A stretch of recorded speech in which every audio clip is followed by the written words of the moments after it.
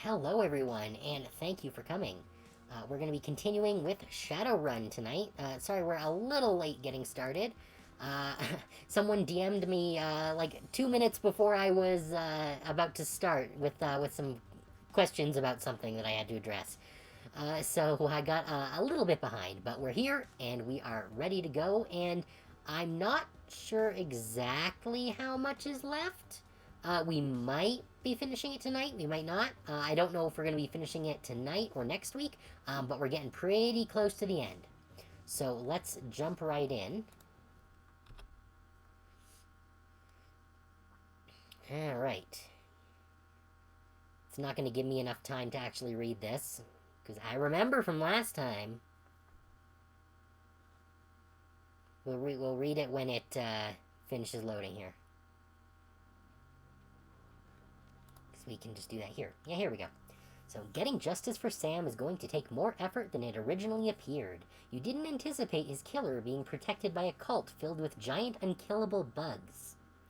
But she is, and if you're going to get to her, you're going to need to find a way around or through those bugs.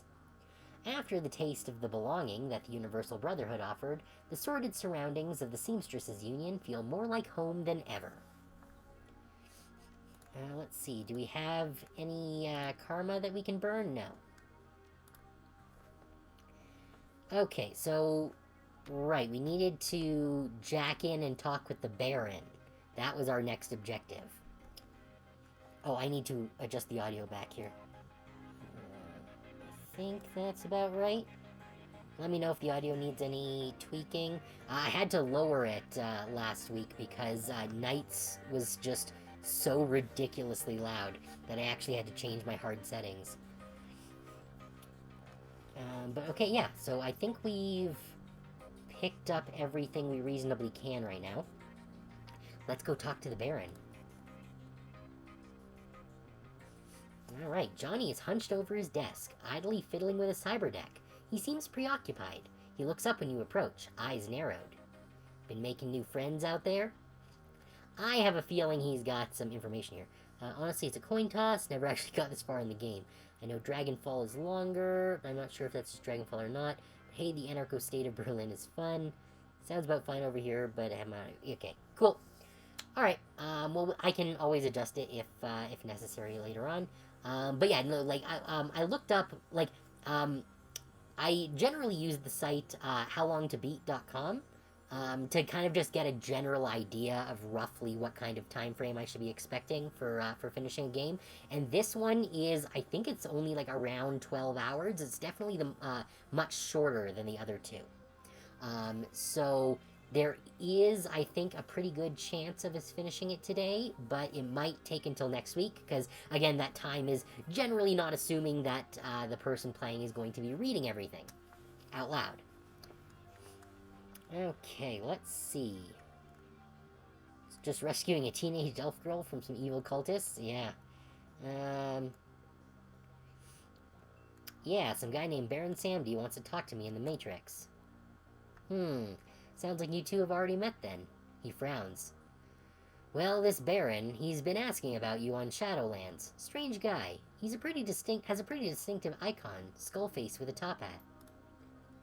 I can't tell what he wants, but the guy seems pretty serious. I wouldn't ignore this if I were you. Deckers have a way of making people's lives miserable if they're so inclined. What do you know about him? Johnny's janitor persona is gone, replaced by something colder, more dangerous. I did some checking, but didn't get much because he's new on the scene. He's no Wilson, though. Got a rep as a Drek Hotwire boy, from what I hear. Or a Drek Hot Wire boy, not a Drek Hotwire boy. Okay, that's a very different feeling. That makes sense. I know they were more focused on making it open for player-made content and stuff. Yeah. Also because it was the first game, and from what I understand, I believe it was Kickstartered as well.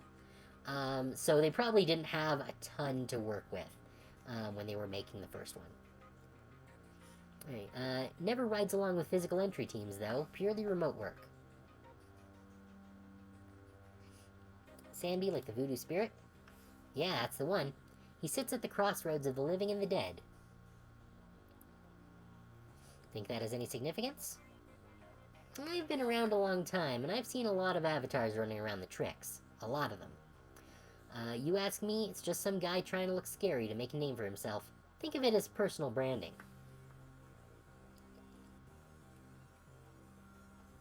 How long has he been looking for me? He's been spamming Shadowlands for the last hour, I'd say. He's new on the scene, but everyone's talking about him. Even the hottest deckers like Dodger are saying he's a force to be reckoned with. Shadowrun's popular, but hasn't had a lot of successful non-RPG stuff that I know of. Yeah. Honestly, I haven't heard a ton about it. Like, it's something that I've always been aware of, but I haven't really seen much outside of the Steam games. Let's see, guess he's not the patient type.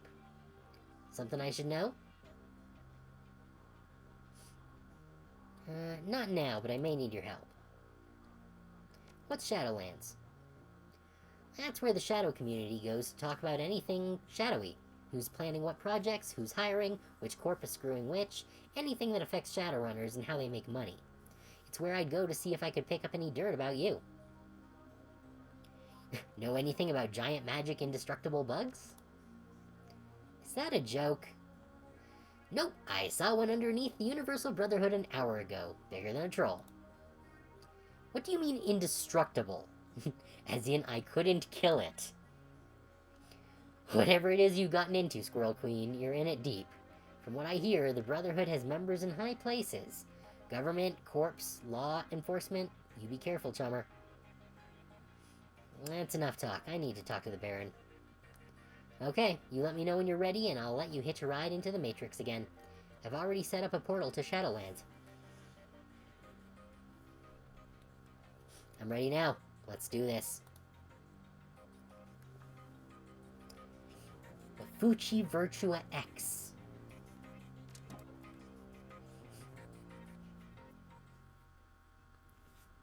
Bonsoir, mon ami. I am pleased that we can have a semi-private conversation. You must be careful with tour guides like your friend Johnny, though. You cannot trust everyone you meet in the Matrix. Everyone on Shadowlands knows you're looking for me. Why the spam? Sandy wishes to thank you for saving Marie-Louise from the Universal Brotherhood. The girl is quite precious. If harm were to come to her, he does not know what he would do. He also offers you his help. The insects you encountered, they are something, no? Something dark. To ignore them would be folly. There is much at stake. Sandy knows you are after this woman, Jessica Watts, for your own reasons. He can help you get to this woman and defeat her bugs.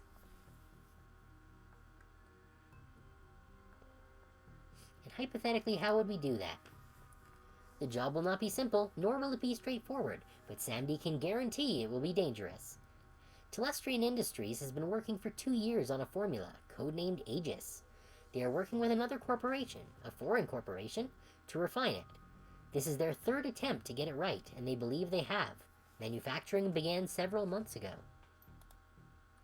Unfortunately, their manufacturing plant in the Columbia Valley was recently blown up.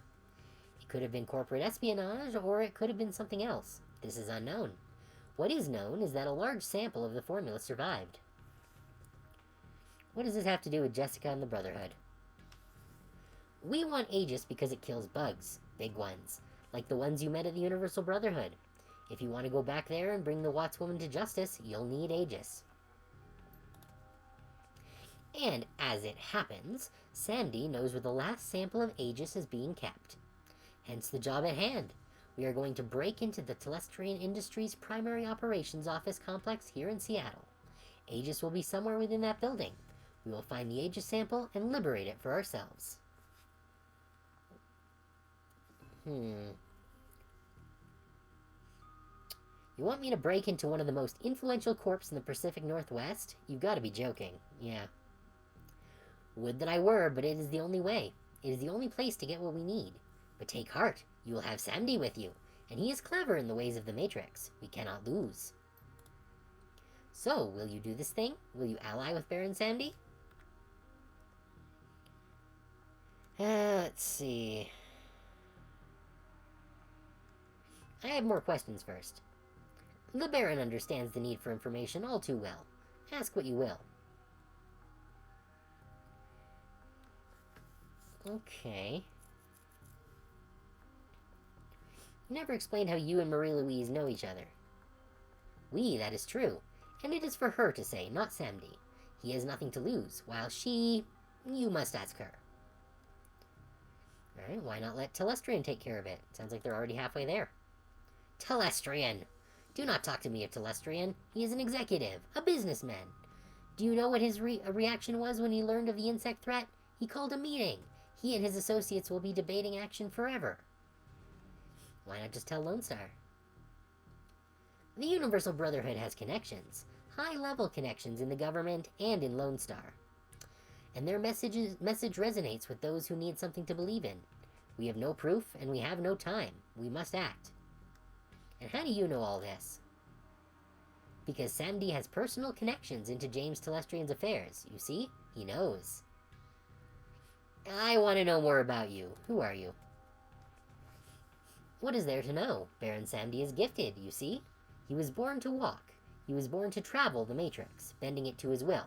Yeah, I'm pretty sure Baron Samdi's a paraplegic. Who is Baron Samdi really? What is the difference? When a clown removes his paint, he is still a clown, but in disguise, no? It is only when he is painted that people applaud. That's still not an answer. Alright. Let's see.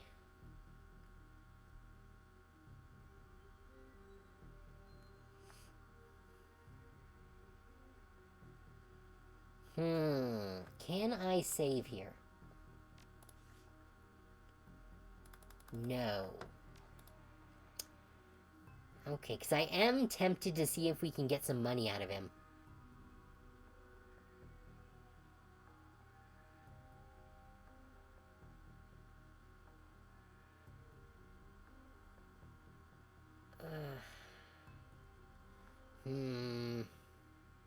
I can tell you, at least on the what he is, because he dropped it offhand earlier, but it would be a bit of a spoiler. Okay.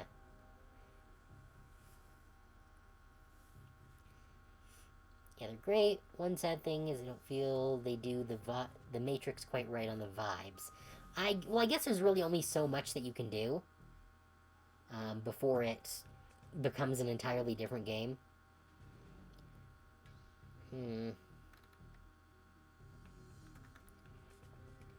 Alright, let's see if we can get paid. There are giant insects nesting beneath Seattle. They cannot be killed. Do you know what insects do? Better than anything? They multiply, and they consume. But if that does not sway you, then perhaps you must be spoken to in a different language. Samdi is a technomancer. He turns thoughts into reality. Complete this operation, and he will transfer 50,000 nuyen into the account of your choosing. You are a mercenary, and mercenaries get paid, yes? Now will you do it? Damn right I will. Yeah, no. I'm not gonna be greedy and ask for 100. Yeah, 50,000 nuyen? You got yourself a runner. You have the heart of a true mercenary. There is a purity in that, I suppose. The Matrix is like full dive VR, so if you go to a Matrix location of, say, a bank, it could look like a bank. Yeah, I guess they definitely wanted you to know that you were in the Matrix area, and presumably they only had so much resources to work with, especially given the nature of this first game. So they probably wanted to be able to reuse assets as much as possible. Excellent. Oh, we got 8 grand off the bat. Nice. So glad you have seen reason. The Baron is transferring a portion of your fee to your account now to help you assemble your team. The rest will be payable upon the successful retrieval of the sample. Telestrian keeps Project Aegis information on a private local network. It cannot be accessed from the outside through the Matrix. You must jack into it from within the office complex. Therefore, you must bring a Decker with you. This is vital. What about you? You're not coming with? Samdi will be part of this evening's events, but must remain remote. He will keep all of Seattle law enforcement and off-duty Telestrian security away, while you locate the information we need from inside. And how do I get inside? Yeah, I'm not going to bother asking about the on-duty Telestrian security. Clearly, it's our job to shoot them all. Ah, the Baron will handle that as well. Telestrian guards will be rerouted throughout the building. With the right timing, no one will even know you're there. But of course, even Baron Samedi cannot anticipate all possibilities. So tonight, you must use your contacts to hire a team and travel to the Geez, that fucking word. Travel to the Telestrian office complex downtown. You will be contacted again when you have gained entrance. Alright, I guess let's jack out. Johnny whistles a long, slow whistle. Holy crap. Telestrian Industries. You've hit the big time, chum. You're going to need a serious decker for this one. Fortunately for you, I know one of the best. That means you, right? He sighs. No, I'm not an inside man anymore. My running days are over. There's an elf who owes me a favor. He goes by Dodger. You may have heard of him. He's one of the best deckers in Seattle, and this is me saying it. I'll get you his contact information. You'll know him by the way he talks. He's like a damn Charles Dickens novel. Okay, cool. Then I guess that means we need to go to talk to our guy, Mr. Delilah. What? You need runners again? Good. I got some new contacts. Some primo mercs. I need to put together a team to hit a Telestrian office. Ah, here we go. So yeah, so I can get Dodger cheap.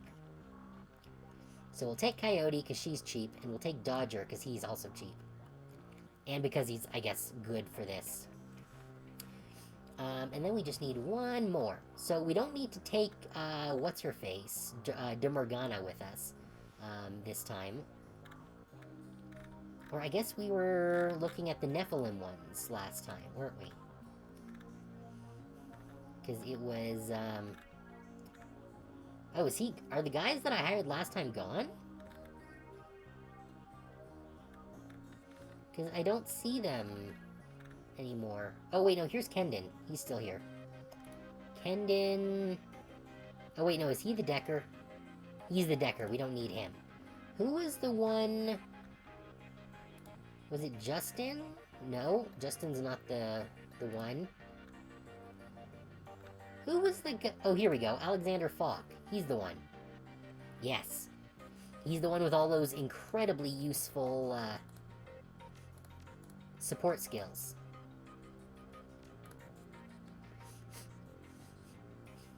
Good. Hopefully this will be sufficient. Yeah, he's our decker, and then we've got Coyote, who is fine. I might... Kind of tempted to remove Coyote, honestly. Because she's not great.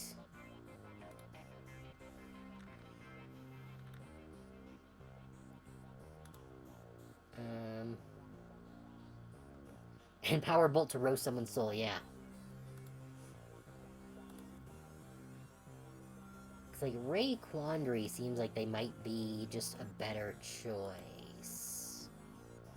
Nothing wrong with bringing a proper Street Sam, yeah.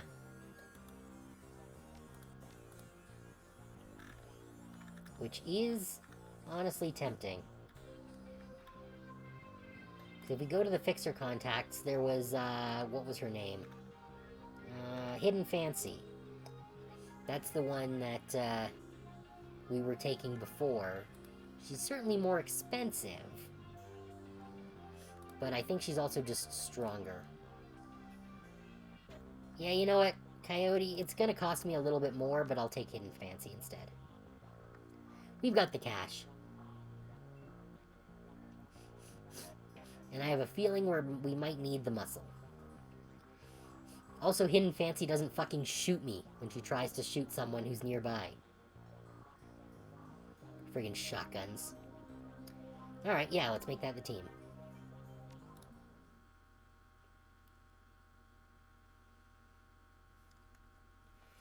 The sleek contour of the Telestrian Industries building slices through the Seattle skyline, gracefully arcing towards the south, towards its birthplace in the elven nation of Tangier. You stand at the lobby entrance, waiting for Sandy's go signal. The moment extends. Stepping over a corp threshold is a little like stepping into a foreign country, or over a line. Corporations have power so far above the average citizen that assaulting one seems insane, like threatening the gods of Olympus. Land owned by a multinational is corporate soil, exempt from domestic laws. Their employees aren't state citizens, they're corporate citizens, and their top execs can't be brought to trial for some alleged crime. The runner who goes full frontal on a corp is making a statement, making a name. 3 chirps on your comlink. It's go time. You'll enjoy the other games where you don't have to buy extra runners. Yeah, that'll be nice. Okay, I think I'm pimped out on equipment. Yeah. Let's ride.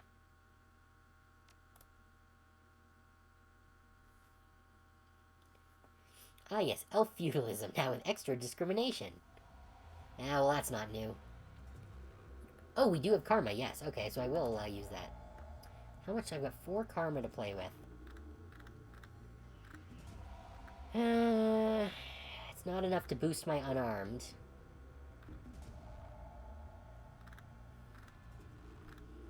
Not enough to boost my willpower, my spellcasting, or my chi casting. What do I need charisma for? Oh, yes, for new etiquettes.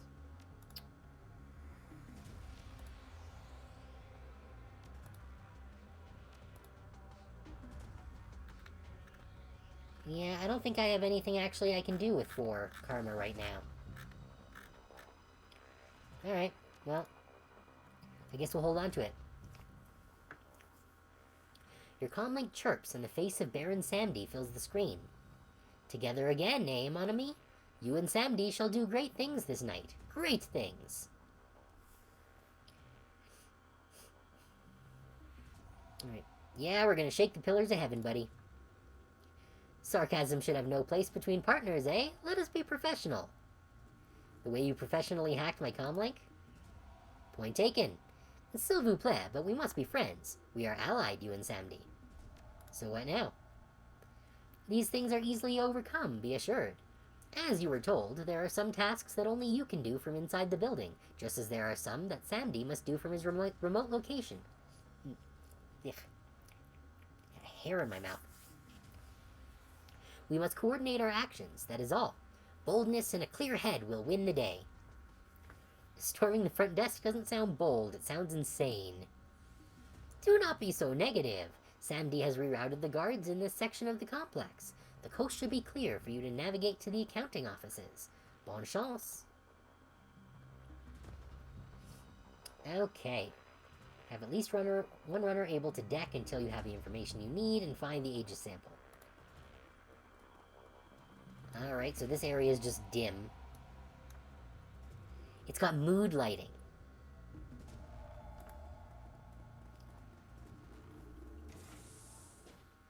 Halt! This is a restricted area. Sound the alarm! Open fire! Wow. Thanks, Samdi. You useless tit. Alright, Falk.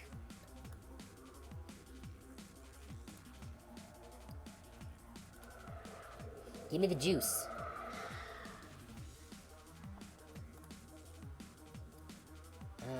Yeah. And some armor up. There we go. Alright. Now, let's go and punch the shit out of this guy.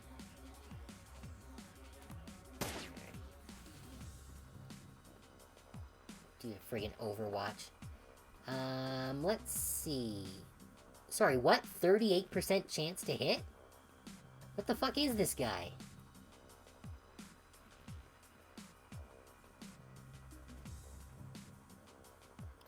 Okay, do I have...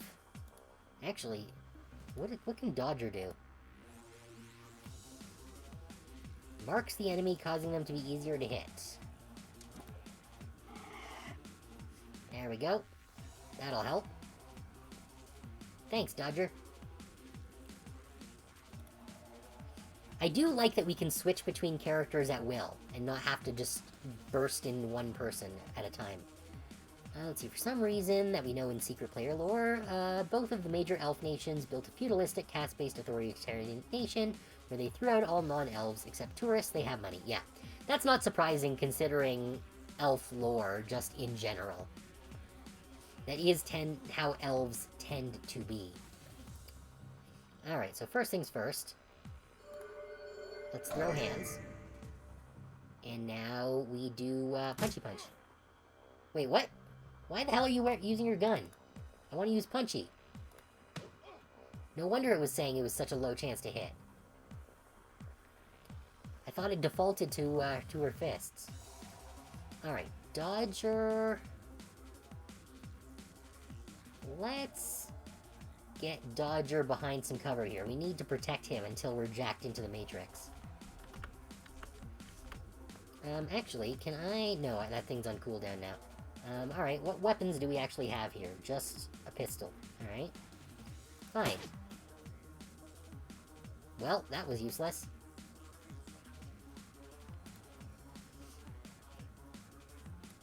Okay. Now, that's our short range. 83%, 84%. Alright, we'll go 84%, I guess.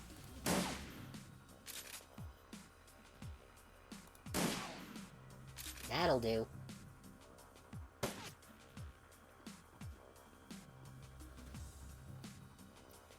Alright. Time for more punching. Really? You can do better than that. There we go. That's what I wanted to see. Now, the question is, where are we going? Like, there doesn't seem to be any interfaces or anything here.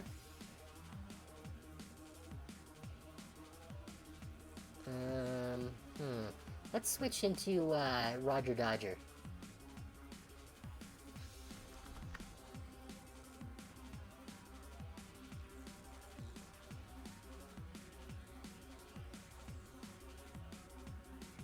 Oh! There is something here. Ah, access card. Okay. Now we're cooking with gas. Can I get to there? Not enough AP. Okay. That's fine. We'll move over here. Now, can Dodger do it? Yes, I don't necessarily want him being that close to the doors, though. How about you? Can you do it? Yes, okay, good. The keycard slides into the terminal and the screen comes to life. Priority alert. Intrusion detected. All elevators locked down. Security response Oscar 6.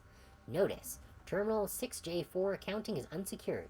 Notify the user to secure the terminal at once. Unlock the doors. Can we turn off the alarm? Guess not. Apparently the coast was not so clear.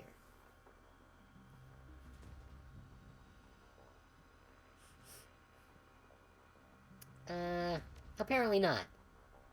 He's paying us 50 grand. We can allow a little bit of, wiggle. Do not doubt Sandy. The Aegis sample will be ours before the night is through. There was reorganization in Telestrian recently. They have a new vice president of security, and he is making changes to their standard procedures. It is nothing Sandy cannot handle. Now, on to the accounting offices. Alright, so I guess we have to go through these doors. Alright. Let's move our support buddy.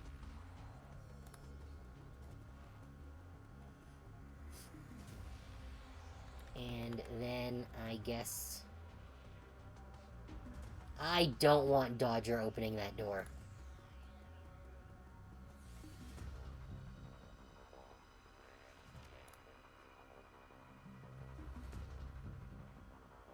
How many squares across is this? 1, 2, 3, 4...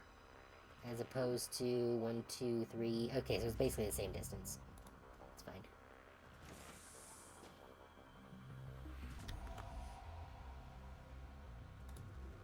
Okay.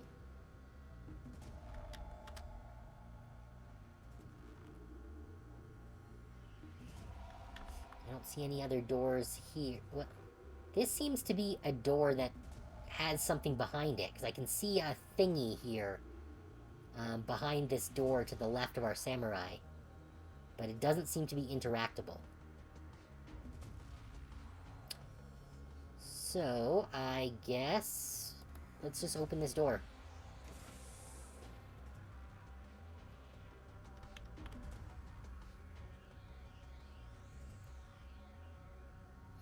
Alright, well, I guess go open this door.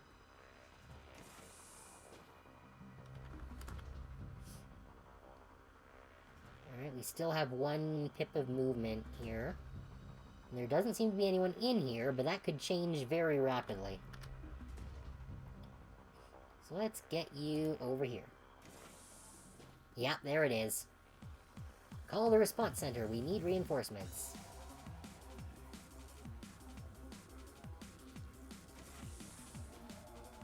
At least I get the rest of my turn.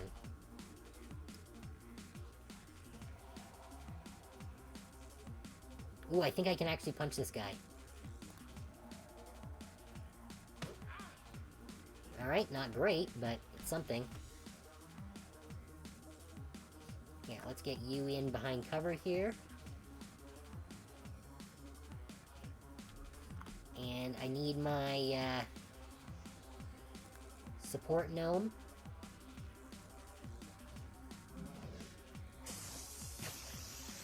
Ow.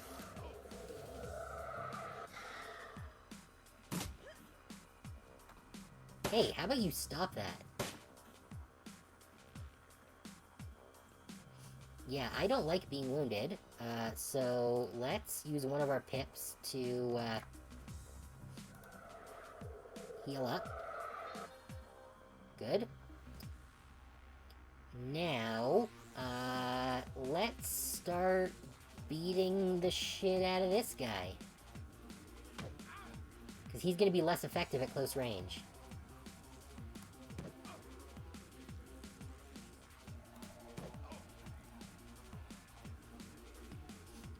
Decker, you can mark someone.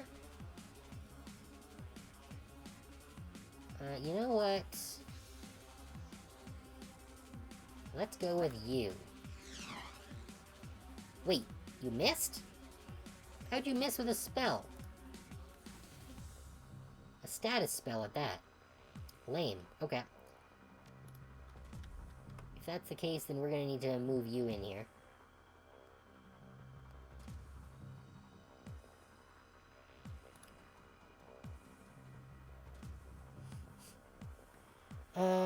Where's our long range? There it is. Yeah, this mage needs to go down. This position is compromised. That's generally how shooting someone works. 51%... 66. Yuck. You know what? I want to get this Lone Star Enforcer down, because he is going to be hitting like a tank. Well, it's something. Now, you...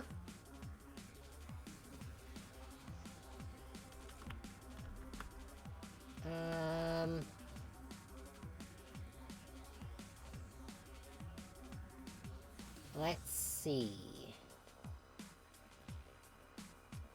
Can I... Yeah, we can extend the duration of things on Squirrel Queen here.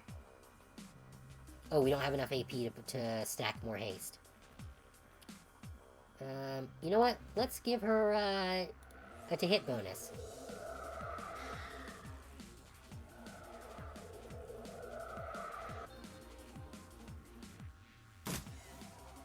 How dare you? How dare you both? Okay, do I have access? I don't have access to my heal. Okay, that's not great. I do have access to these, though. So let's medkit. Good. Oh, I guess my haste is used up.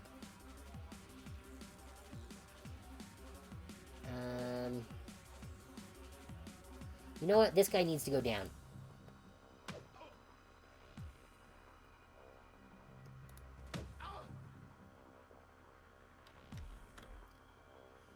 Alright, so he's lower on health, but I don't have a very high chance of hitting him. Meanwhile, these guys are coming for my Decker, so let's shoot them.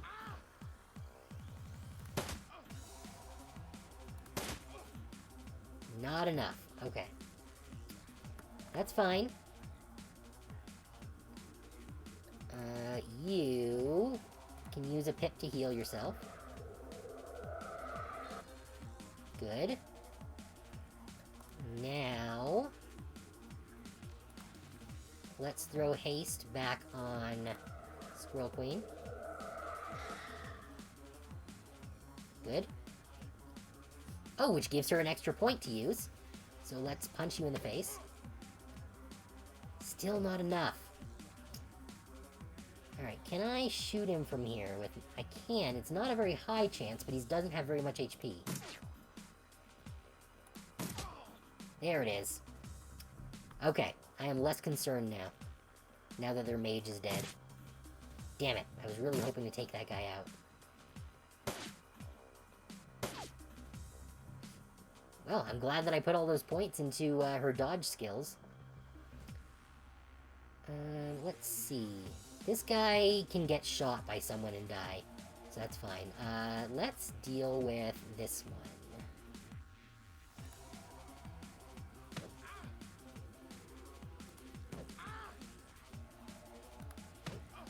one. Just punch him 4 times. Yes! Punched him to death. Alright, Decker. Actually, do you have access to your thingy? Yes. Let's make you easier to hit. Good. And now let's shoot him. Seriously? There it is. Okay, now we've got 1 target left here. I suppose I can use my power bolt.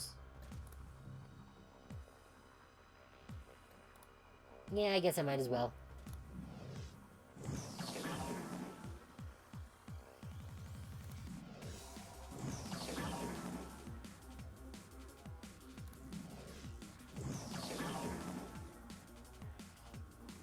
Not too bad.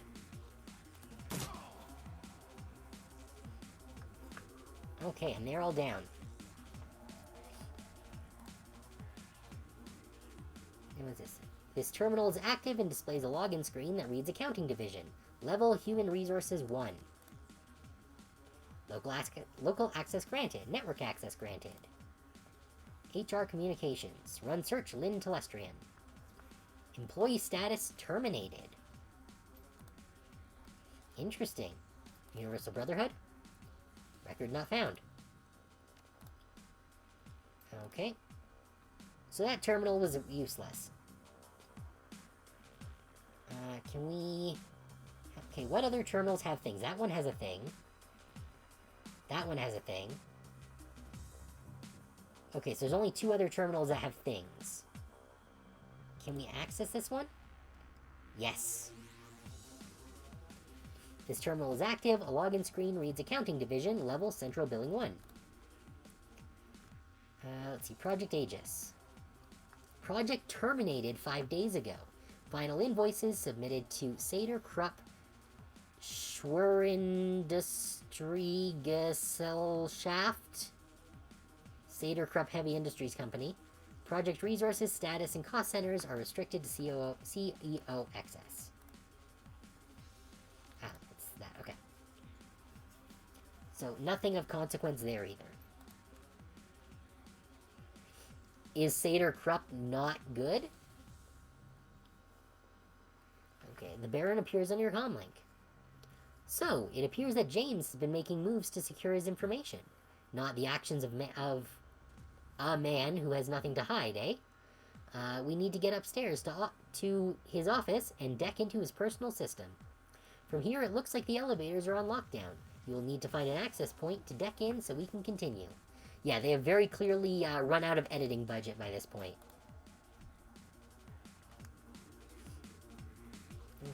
Well, actually, Falk, can you go and check out this desk here? See if we find anything interesting? Active, logged in, reads Accounting Division, level, Project Management 2. Check Project Aegis.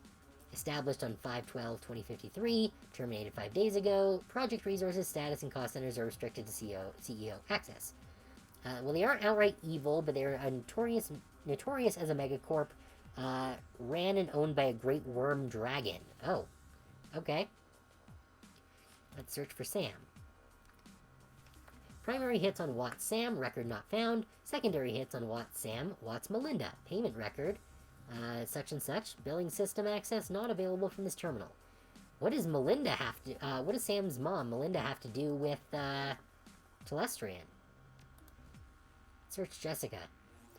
No primary hits. The secondary hit, the same one on Melinda. Alright, interesting. As the terminal logs off, a slip of yellow paper slides from under the keyboard. Frederick, I must have told you 100 times the door code is 1915. I don't know why that's so hard to remember. Stevens. Oh, and we got 8 karma for finding that. If that's the case, can we spend our karma now? Yes, we can. Okay, where do we want to stick this? I do want to put more points in unarmed. Which leaves me with 6. Which means we could increase willpower. Which seems like it might be a good idea considering what we're going to be up against. That's really the only other thing that I can put stuff into right now. Yeah. Good.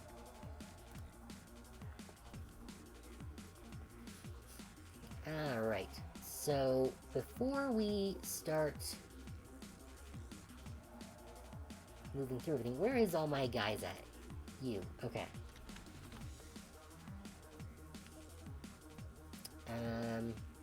Yeah, we'll get you up here. Actually, can you open the door? I'm not going to send you through until we send our, samurai through. And that's why.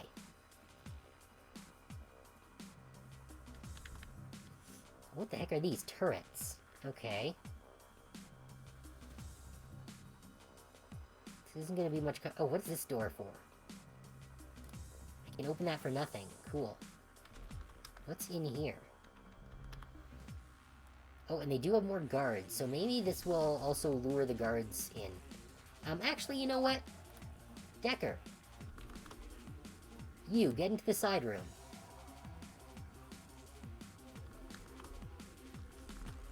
Neat. Does this have anything interactable? There's a door, but there doesn't seem to be anything else relevant. Okay. But it does get him out of the way for now. Alright, can you punch the shit out of a turret? Yes, okay. But I want you to take your turn first. Yeah. Alright, well, it's something. She does have her armor buff still, yes? Yes, she does, okay.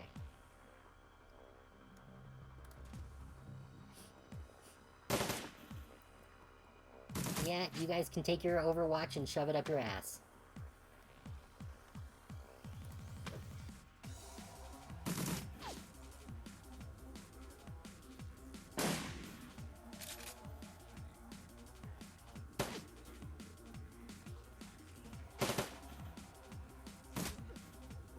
Damn it.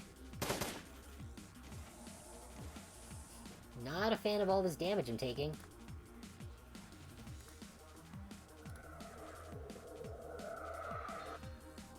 Juice me back up a little. Let's see. Great dragons are wild. The two probably most famous ones are Dunkelzahn, for becoming the first non-human to become president of the United States and Canada, and his will, and Lothwar, the CEO and sole owner of Seder Krupp, who has his fingers in every pie and is more or less the origin of the Shadowrunning phrase, never make a deal with a dragon. All of them are also like 5,000 years old at least. How are they 5,000 years old when they only showed up like a few hundred years ago? Or like 50 years ago, or whatever the heck it was.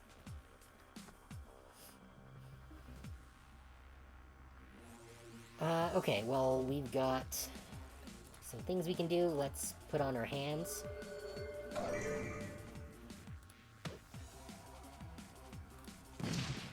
There we go, that's one turret down. You. I don't want to open this door until things are reasonable. We need to keep him alive. But I do want him to be still useful. Let's put him behind this cover here. Get him to put some marker on... Ooh, this is the Lone Star Captain. That's probably a good person to mark. Good. Doesn't give me much in the way of additional accuracy, but I can shoot this thing. Now you...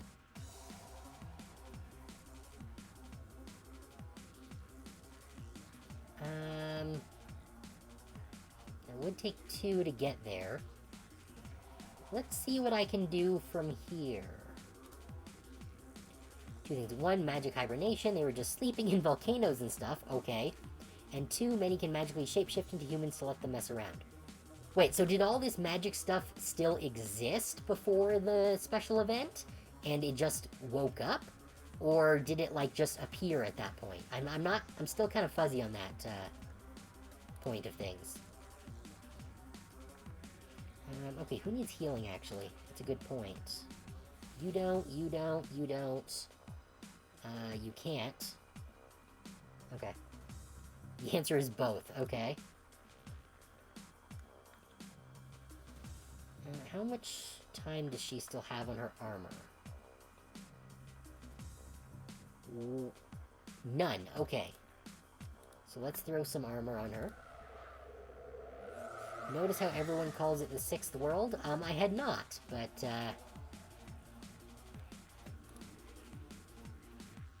let's see. Give her more aim.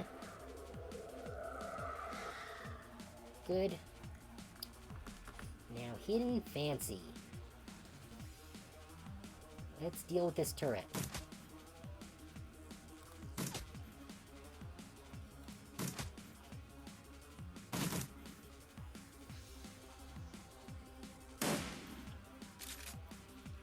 Glad I'm dealing with stormtroopers. Damn it. Oh, for fuck's sake. We've got company.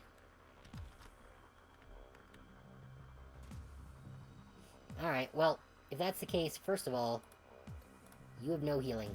You need heals.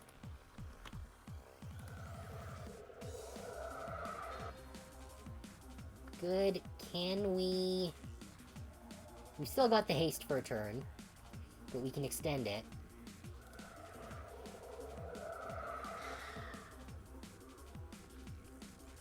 Alright, time to punch the shit out of this captain. Oh wait, did that add extra hasty?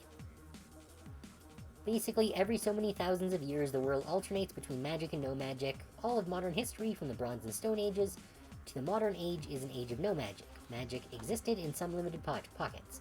Oh, that sounds similar to the Magic Bites series, which I quite enjoyed.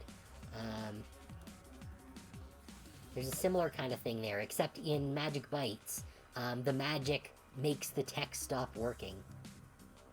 So everything was basically frozen in 70s tech because nothing they made would actually work. Nice, he's toast.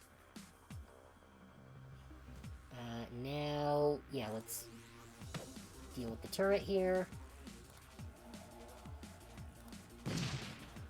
Good. 2 enemies down. Let's mark... the Lone Star... Actually, can I mark this person? Yes, good. Now, let's... Can I actually hit this guy from here? I could. You're the easiest target, though.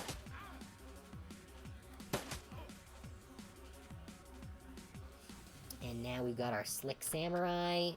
We do not have line of sight. This is the 6th cycle of where magic has returned. Yeah, okay, that makes sense. Kind of works like that. Magic comes from living things, why most mages don't go into space, and why getting your organs cut out for synthetic ones kills your career as a wizard.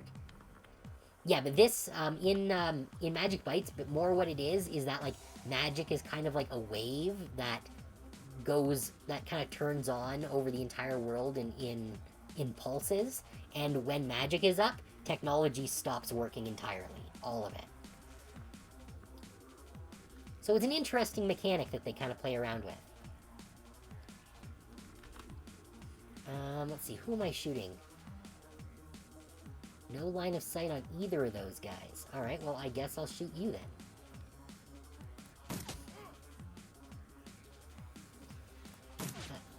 Yeah, it's 10 books. It was a lot of fun, actually. For some reason, though, the author felt the need to have just, like, a single page of, like, explicit sex scene in each book. Like, that's all there is. It's just, like, one page. But it's there in every book.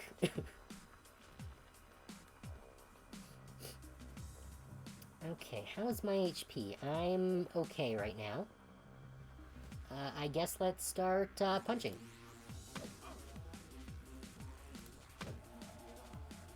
Good. And now you. Probably, but you would think that that would make it harder to market. Though I guess it depends on who you're marketing it to. Okay, whose turn is it? Dodgers. Let's mark you. So that we can actually shoot them. Oh, looks like we're in an ad break, so I'm going to pause the stream here real quick, and we'll continue this after the break.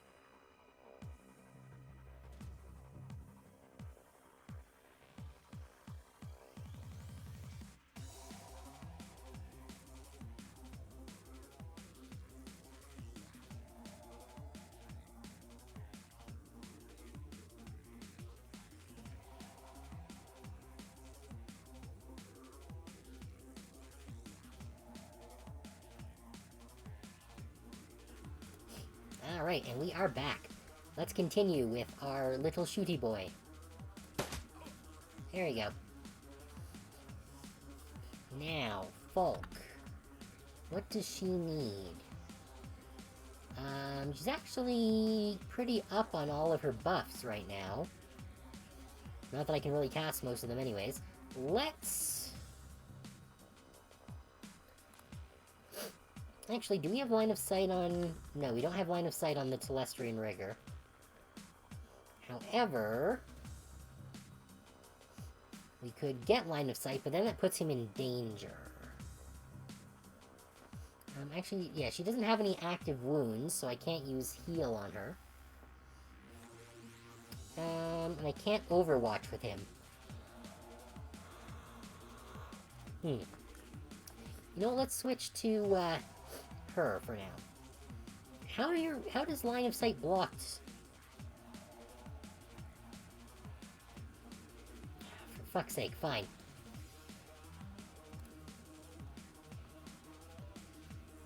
55% chance.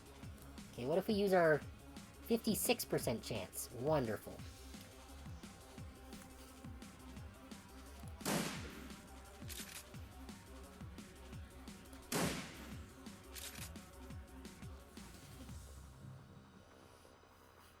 Now... Oh, maybe I should have used Falk to, put some more aim on Hidden Fancy. That would have been good. And since she's holding the door, let's put some more armor on her, too.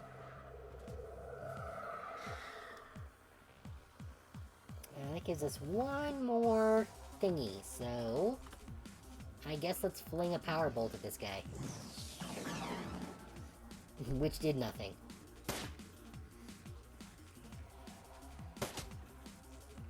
Ow. How about not doing that? Support boyo. Do some heals. Did we take a hit? No, we didn't. So we're gonna punch the crap out of this Lone Star Guard. Good. And this is the end of the scene, so let's start moving into here, because I want to clear out... Oh, actually, we can just go through here, I think. Oh, what do we have here? I think we found the room that the Jack Boy wants. However, it is not a room that we want. So... I guess let's just start moving back towards the rigger. Decker can shut his face. Yeah, let's start blasting these guys. Let's pop the drone first.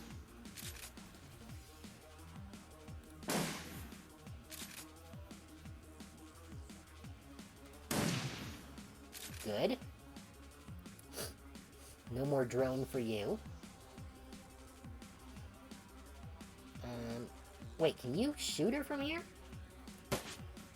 I don't think he's supposed to be able to shoot from there. Since it's kind of through a wall. But I'll take it. And now you... what do we have here? Let's...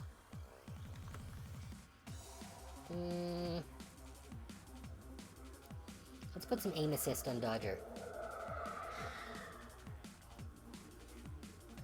And... some more armor on... Squirrel Queen.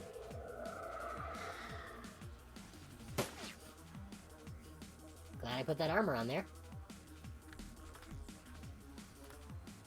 Alright, time to shoot you in the face.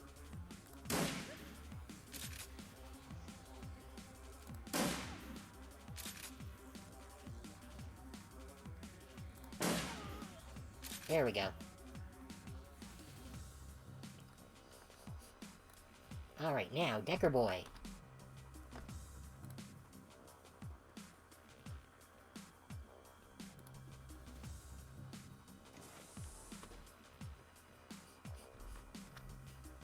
good. Squirrel Queen doesn't really have anything else of value to do, so I guess I'm just gonna move her over to the door. And same with him.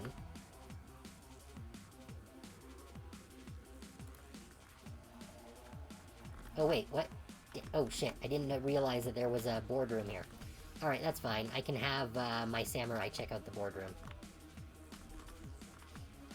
End the turn.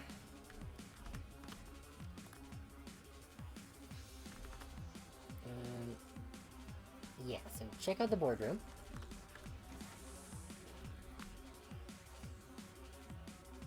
Is there anything of interest in here? No. Room's empty, okay.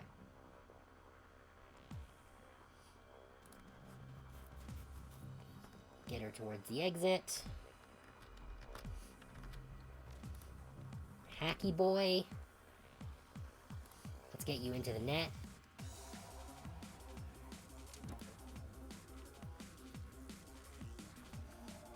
You don't have anything else to do. You can get here. Alright. So I don't know what the point of getting in here is right now. But we're gonna do it.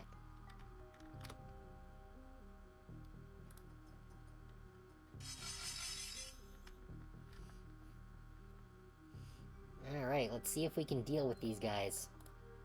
What do we have? Create 5 squares of firewall that cause 25 points of damage when moving through it. That's neat. AoE deals 75. Actually, can I use this on... No, they're not close enough to do that. What's this? Hostile targets take 75 additional damage from incoming attacks for 3 rounds. That's pretty good. But I'm down to my last juice, so I'm not going to do that right now. I'm guessing this is the alarm state. Oh no, that's emergency jackout. Okay. What's this?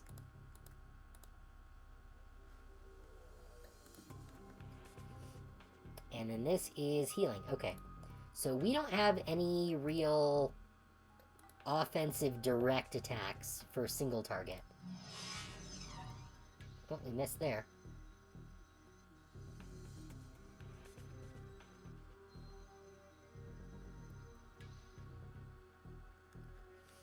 Now, you guys, however... Can I nail all 3 of them?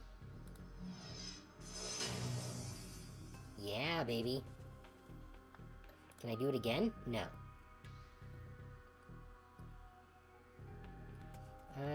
They've got... How much health left now? 100. So you know what?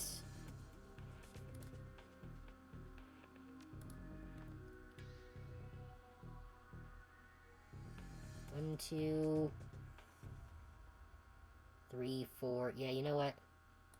1, 2, 3, 4, 5. Good. And now this fucker.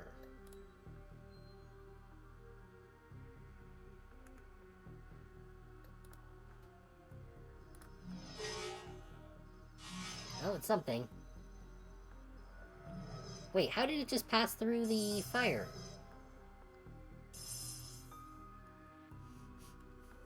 Don't like that. Okay. Well, I got one more turn before I can do the thing again. Let's degrade.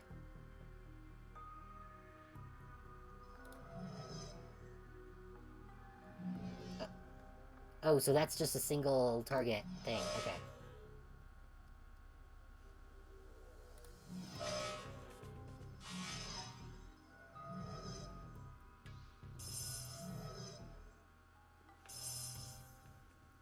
Okay, they've finished charging. We're gonna end your turn. Oh, what the heck was that? Alright, yeah, so we can still hit them with the AoE. Unfortunately, we can't hit all three of them with the AoE, but we can hit these two. Good.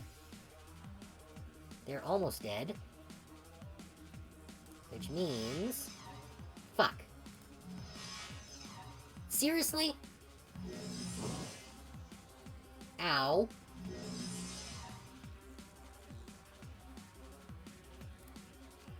We're gonna have to heal.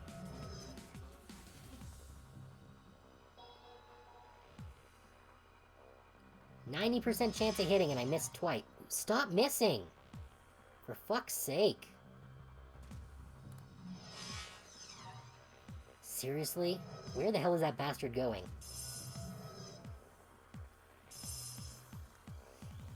Okay, well, I can use my AoE here. Good. Wipe them out.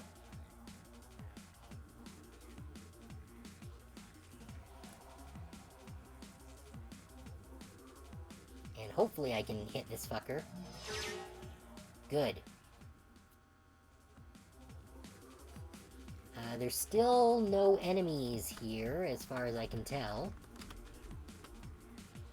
Just my decker doing his decking thing.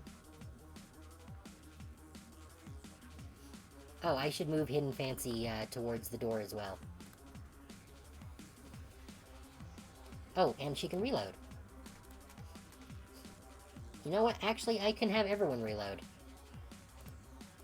Well, she doesn't need to reload, because she... You don't need to reload fists. Oh! Okay. Wasn't expecting that.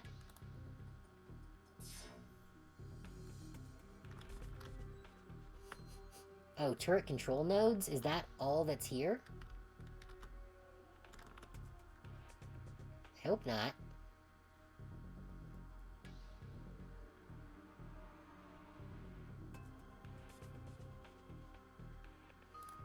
Let's get over here and attack this thing. Ow. Heals.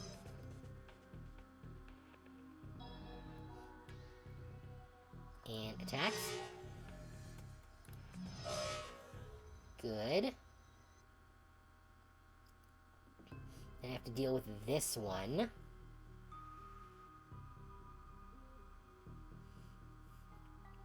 I guess I'll move up here so that I can target it properly.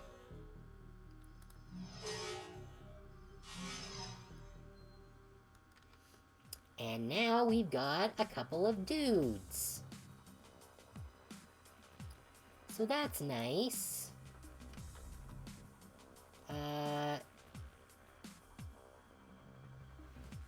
Falk, how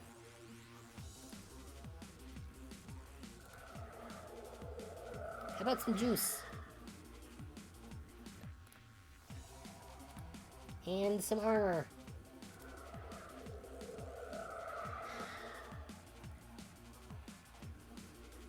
And then we can... Actually, can we put our hands back on? Yes.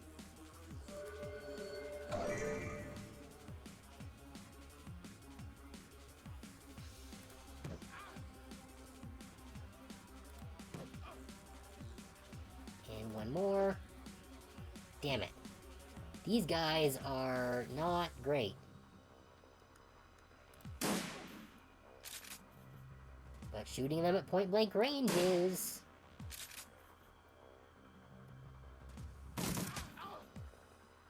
Ow. Didn't like that.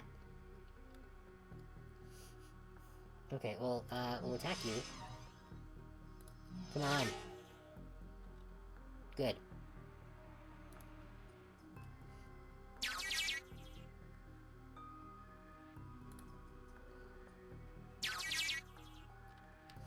Now, I came in through this one here, at the north end, which means there are 2 more zones that I can check out here.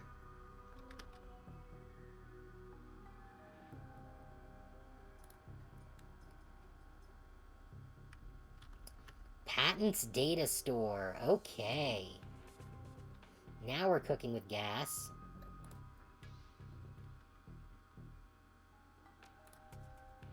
Let's drop this on here.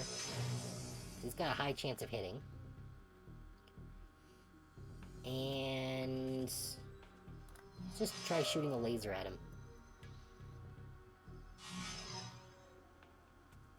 Okay. Who just took a whole pile of damage? That was Alexander.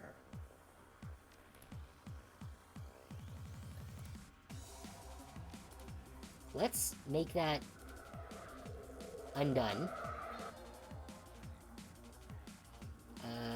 Then...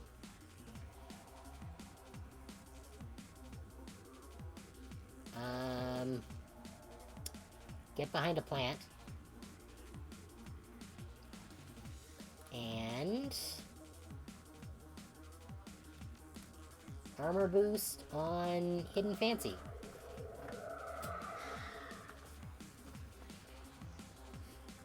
Now it's time to punch this guy a lot.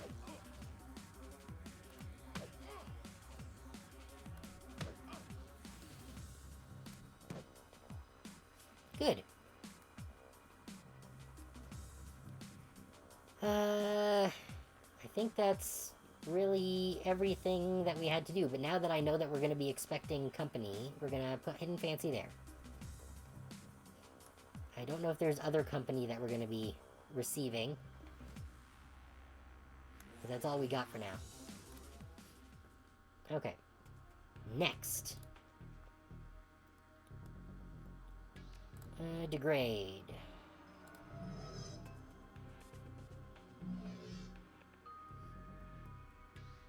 Hit it.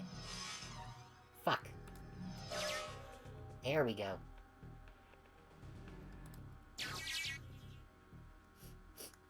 Pay data downloaded. Okay. Looks like some data on some new biotech genome research.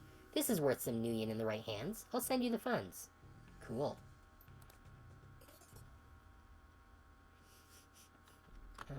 Alright, let's see how far we can get in here.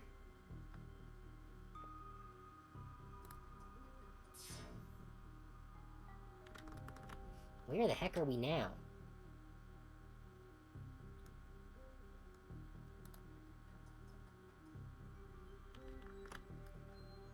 Elevator control node. Okay. That's what we needed. Oh!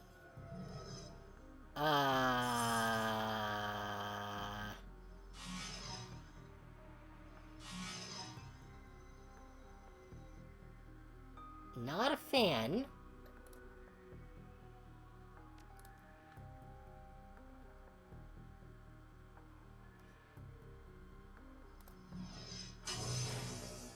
That's handy.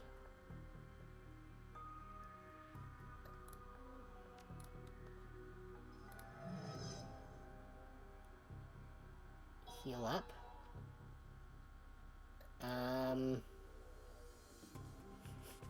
Can always hack the node and jack out. Well, I can't hack the node until I've destroyed all of the enemies. It won't give me the control command until I've killed them all. Alright, let's just attack something here, I guess. That one I could hit. Let's take out this one. Good.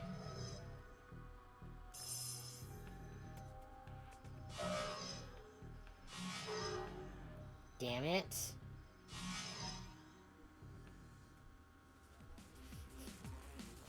And there's nothing that I can do from out here. Other than to get behind cover, I guess.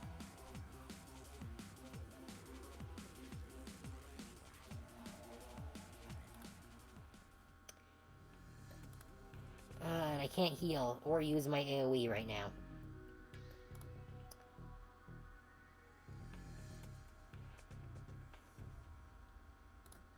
Let's get behind some cover.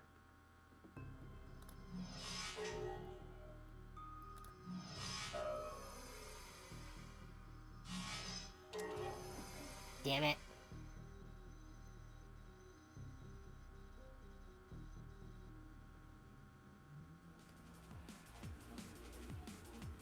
Okay, well, how does that work now? He has taken a wound. Okay. So...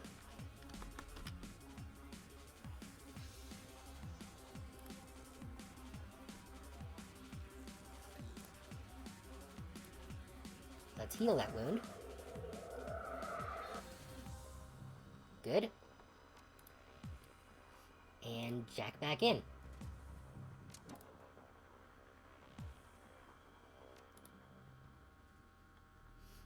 Oh, we have to start again from the front.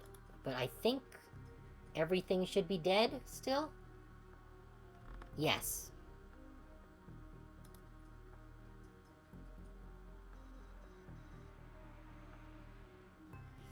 I think we need to... what are these? Oh! You know, I probably should have been using these.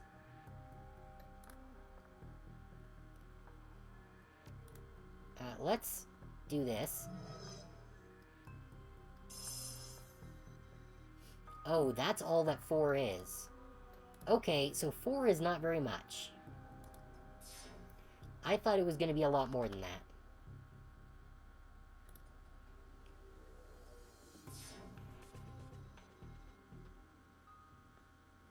Okay, nothing else for us to do here.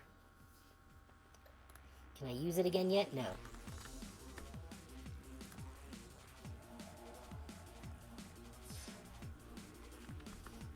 Okay, but at least I know where these things all are now.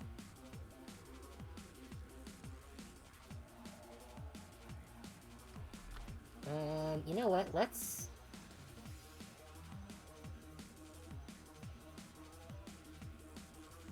yeah, here we go. Okay.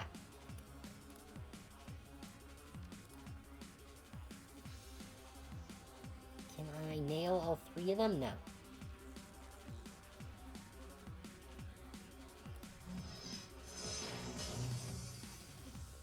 Good, that's one of them. That's 2 of them.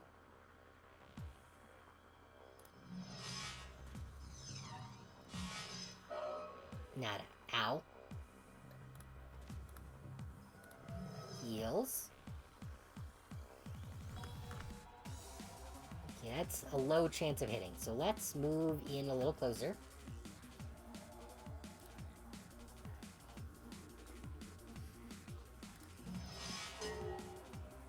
Okay. No other actions here. Good, that one's toast. Okay, the node is now accessible. And one more turn or action or something until I can use the...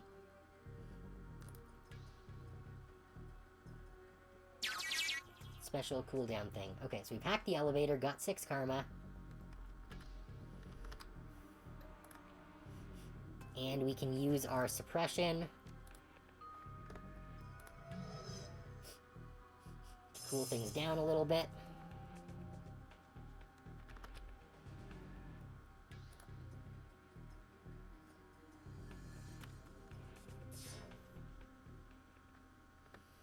Okay, still... wait, why did this symbol... oh, okay, the symbol changed because now we can actually do it. Now that we're able to hack it, I suppose. But I still have somewhere to go.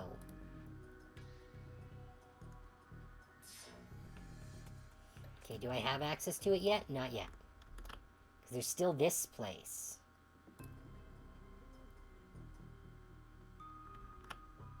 That I haven't checked out.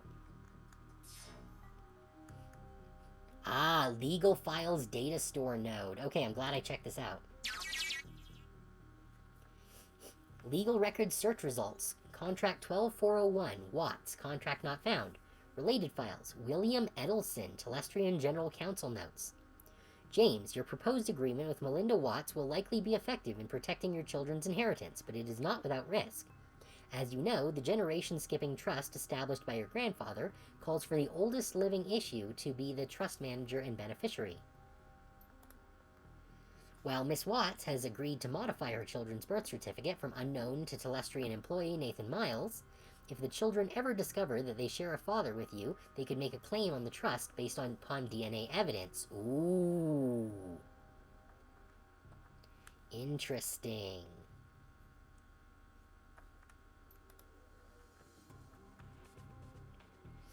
Alright, now let's get the bus out of here.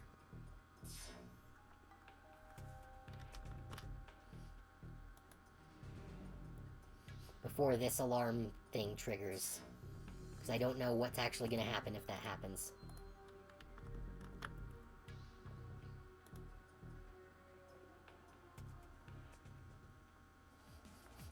Alright, let's end the turn again. So that he can get the heck out of here.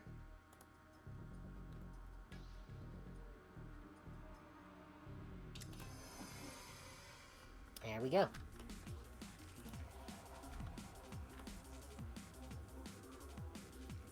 Alright, you can get to the destination. Good. Hit it. I'll be honest, I'm not sure. In theory, the internet police would show up. Yeah, I assume it probably makes a whole bunch more of the enemies spawn. That's what I think probably happens. It just respawns all the enemies. At least that's what I'm guessing. It would make sense. And probably be the easiest thing for them to do. Alright.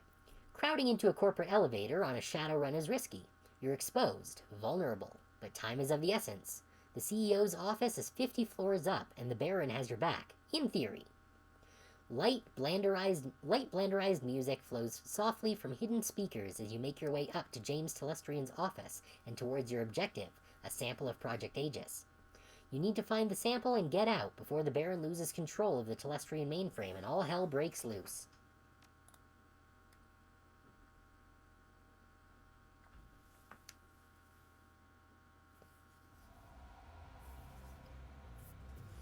Okay, so we're still down health. How much health are we down? Oh, we got 7 points now, so we might actually be able to do something. We could put it into body or quickness.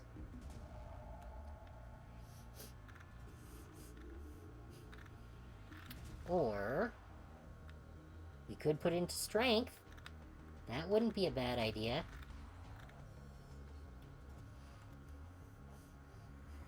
Wait, what's this ability? Counter-Strike. It's not something we've purchased, but we could learn it. I'm not sure if I want to do that right now.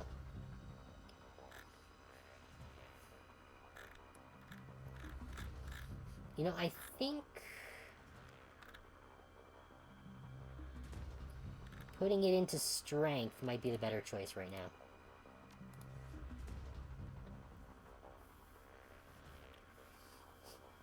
Alright, how's our HP looking for everyone? We're down 15. So let's use our janky medkit. Oh, I can't. We're right, we're in initiative order, so I have to do it through here.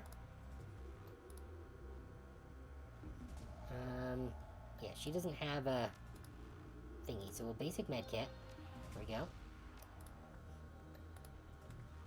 You have no medkits at all. Okay.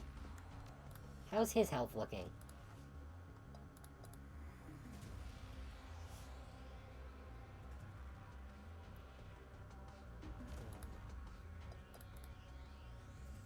$38 out of 50. That's not great. How's everyone's inventories looking? Also not great. Okay, well, I guess we're just gonna have to deal with it. What can we interact with here? Nothing here. Which I guess means we have to go into here, then.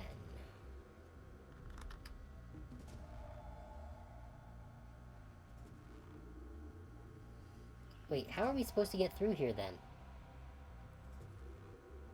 Is this supposed to be a door of some kind?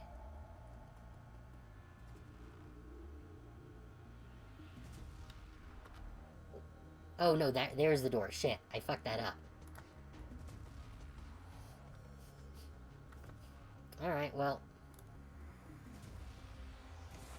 Cowabunga. Really? No one here? I'm sure someone will show up as soon as I walk in. No? Okay.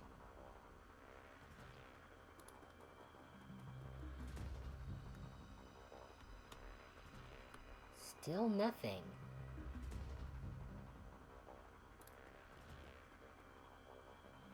Huh.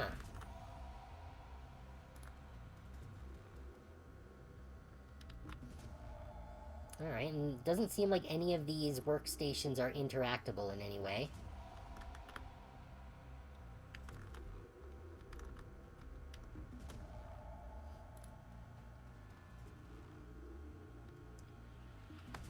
How very odd. I was expecting someone to show up. And, you know, try to kill me. As these things go.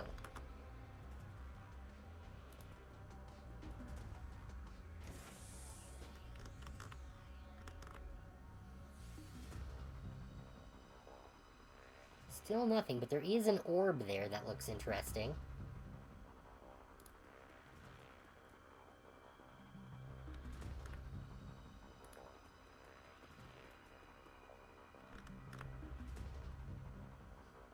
Okay, so far so good.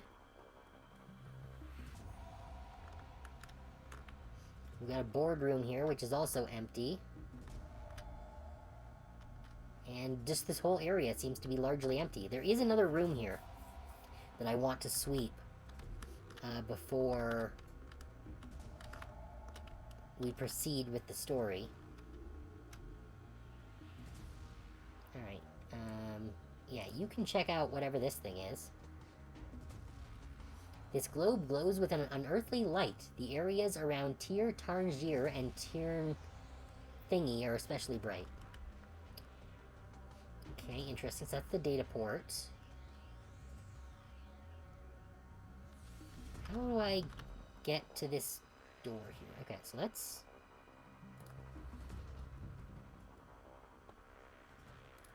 pop the door.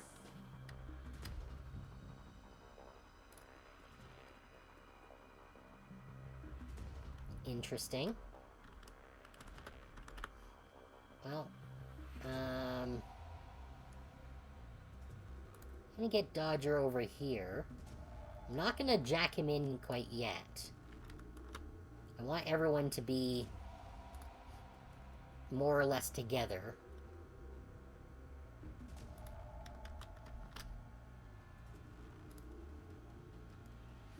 But again, first we're gonna sweep this area here. Okay, so there is another elevator here.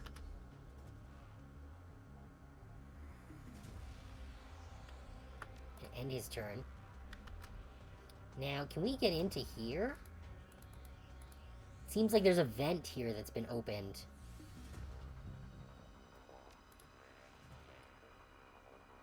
I guess no one can go in. But I have a feeling that enemies might come out. Alright, well, this area seems to be clear for now.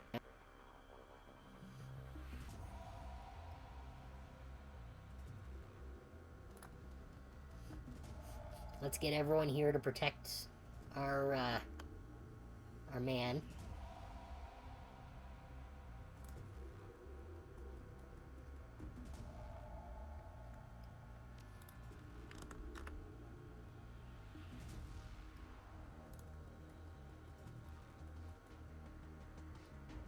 Alright, time to hack in.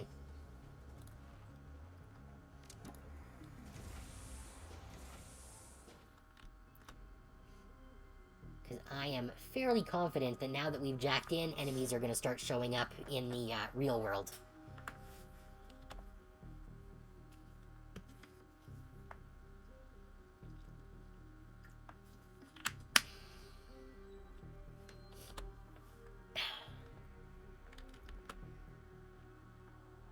Cam node 1, huh? Saw that one coming.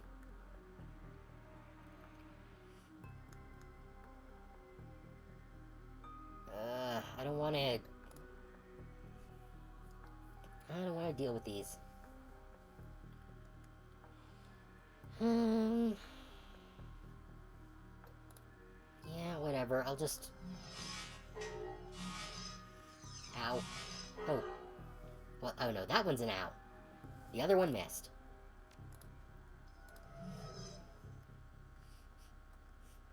Heals. Good. Damn it. Miss. Miss. Good. Damn it. Okay, good. That's one down. And let's get on the other side of the tower here. Okay, no one's showed up. There it is. Ah, see? I called it. Okay, 78% chance of hitting. Let's do this.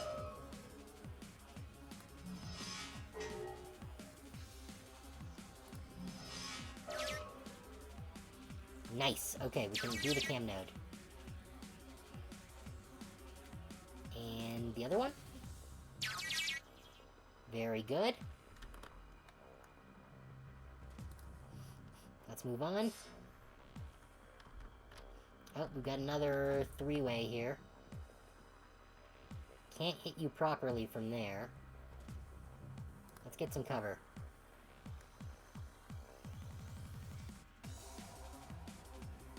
Why, hello there. Thank you for coming right to me.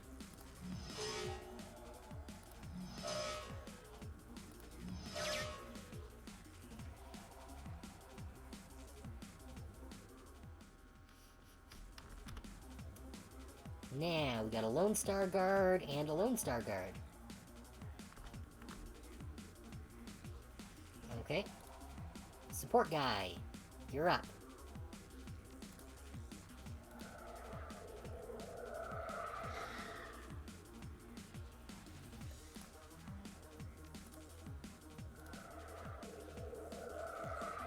Haste and armor.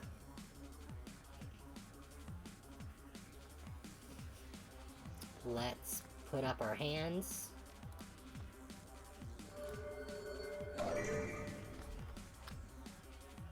And then punch this guy in the face.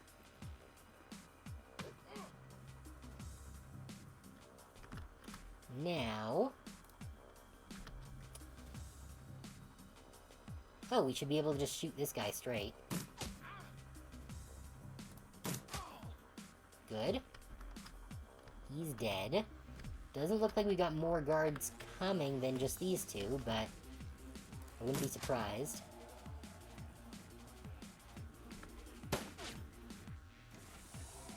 Motherfucker's shooting my decker. Oh, there he is. They are. Okay. Yup. I'm glad I swept that room now. Alright, let's come across here, see what's down this way. This is the personal comlink nodes.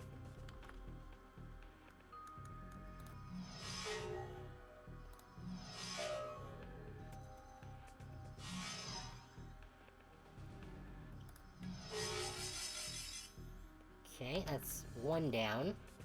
The hand isn't coming up, so I know there's more. Ah, here we go. Yes, there's two more here. And another one here.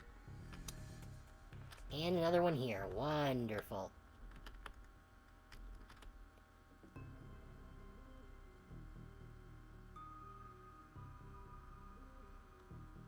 Let's move here.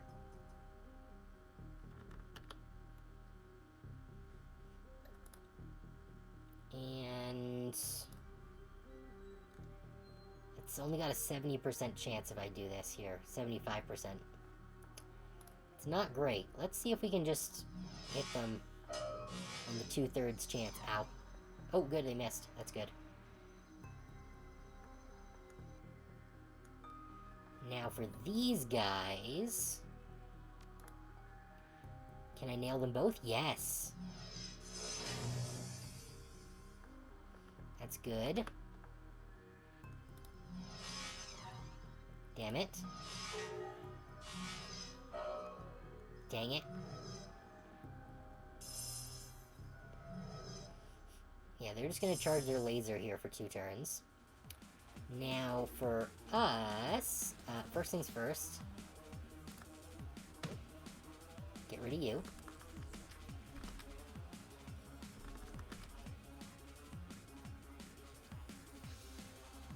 Then...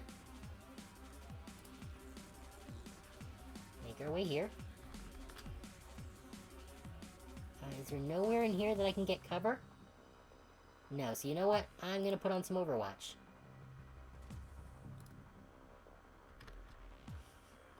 You can throw some armor on our lovely hacker here so that he doesn't fucking die. And then...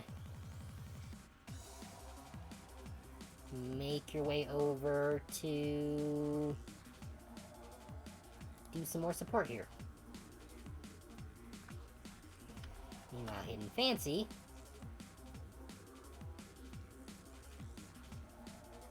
can, I guess, come here? And start shooting?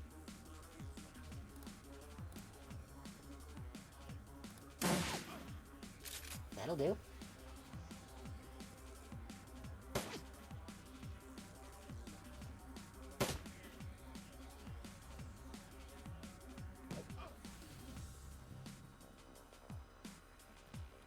What is that guy even doing? Alright, well, we need to heal.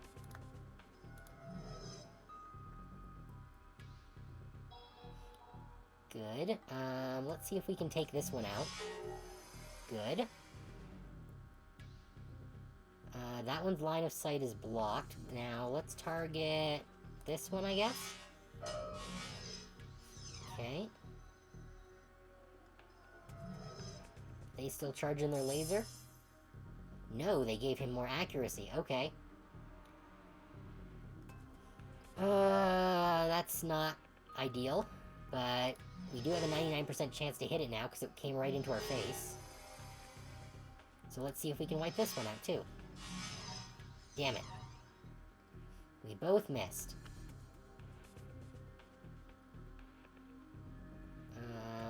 This should increase my accuracy if I get closer. Yes. Good. It's toast. Oh, there's another one on the other side, right. I forgot about that.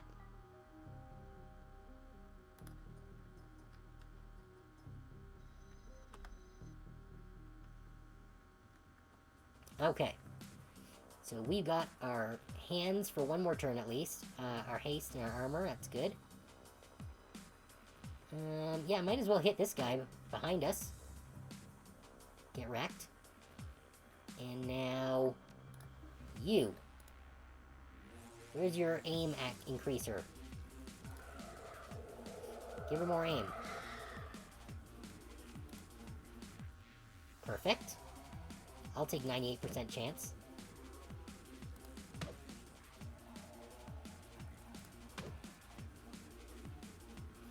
Not a kill, but close enough.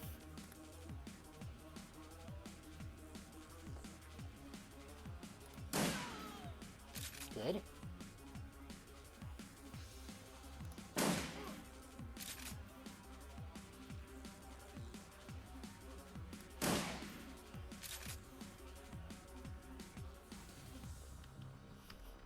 Now you...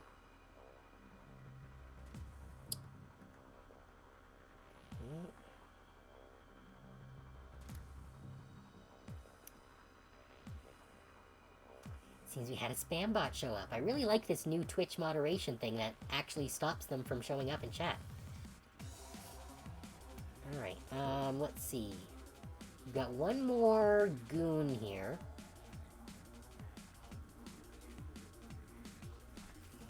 I don't want to put him in harm's way, is the thing. I think I'm just gonna re-up the armor on, Squirrel Queen here.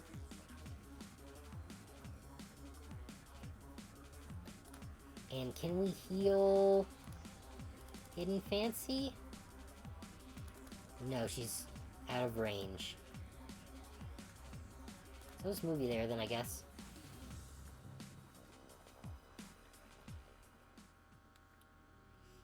Okay, so we need to deal with this fucker here.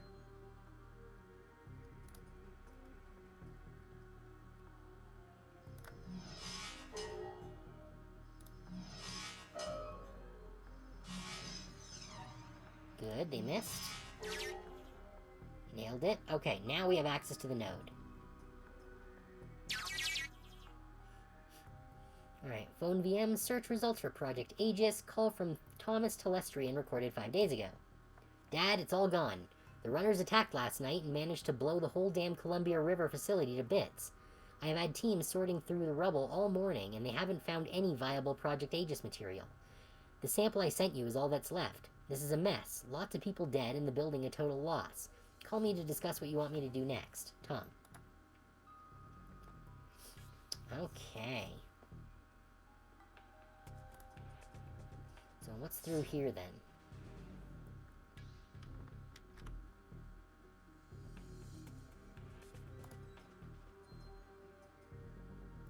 Oh! Company!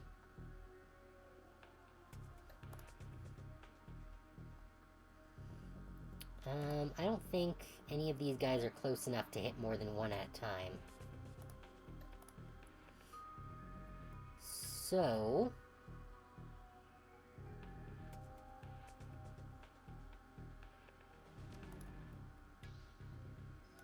let's just put a thingy on him. And attack.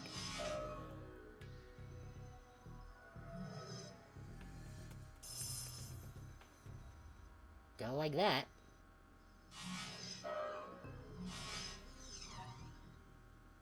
Definitely don't like that. Okay. Well, time for Punch Miss. The most magical time of the year. I think that's all the enemies currently around. So let's get back here, I guess.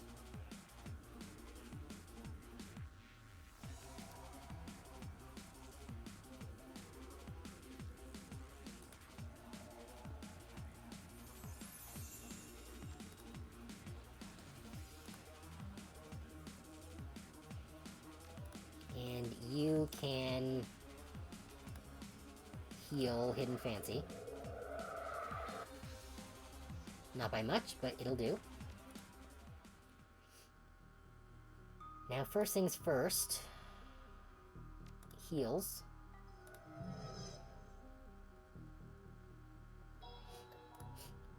Next thing next, AoE.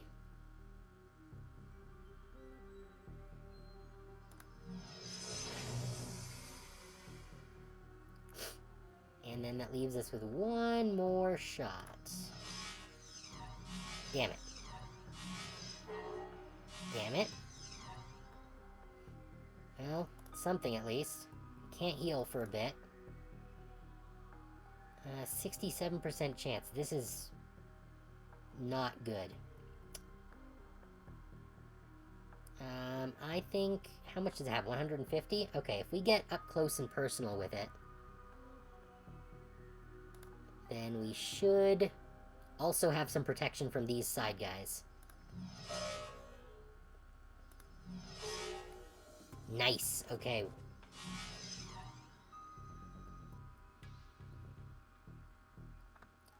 Now I can... no, one more turn until I can heal. Alright. That's fine. I can still put a degrade on him.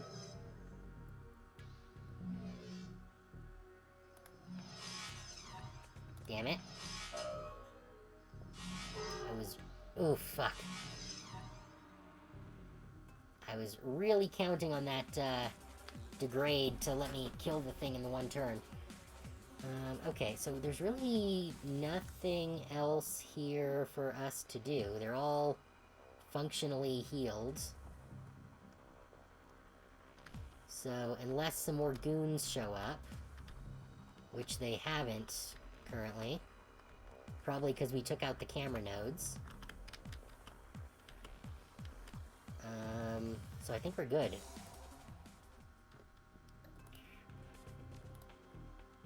Heals. Good, well, it's something.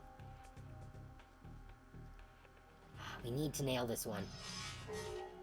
Good.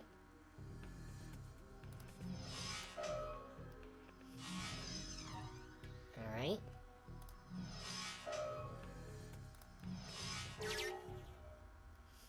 Perfect. They're done with. Let's hit the correspondence node. Email and IM search results for Project Aegis. Title, Sample Security, from esilverstar@telestrian.ucus. Message. Mr. Telestrian, in light of the recent attacks, I have relocated the only remaining sample of Project Aegis to the safe in my office. The safe is hidden, and the safe's lock is mechanical, and thus not at risk from Matrix Decker attacks. Sincerely, Eric Silverstar, Director of Security, Telestrian Industries, Seattle office. Well done, mon ami. As it happens, Eric Silverstar's office is on this very floor. About time a little good fortune came our way, eh?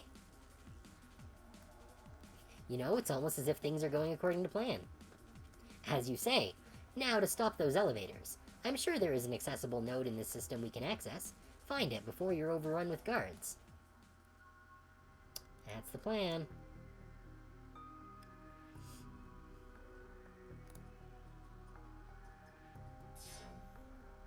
Oh, actually, I should,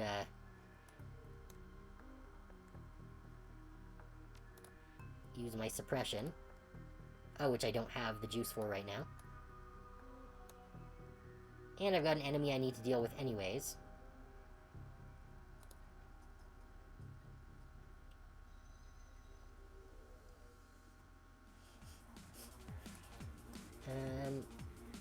Yeah, so I think there's nothing that I can do here right now still. But thank you for coming into 93% range.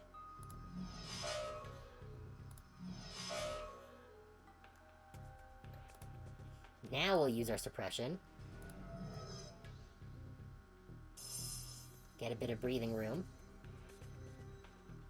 Oh. Oh! Okay. Let's heal.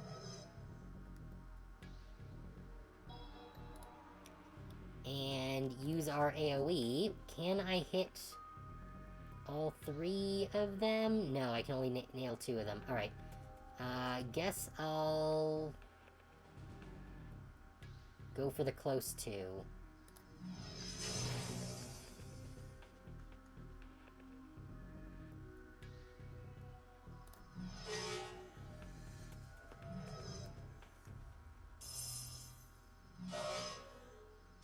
Ow. Not a fan. Yep, still clear.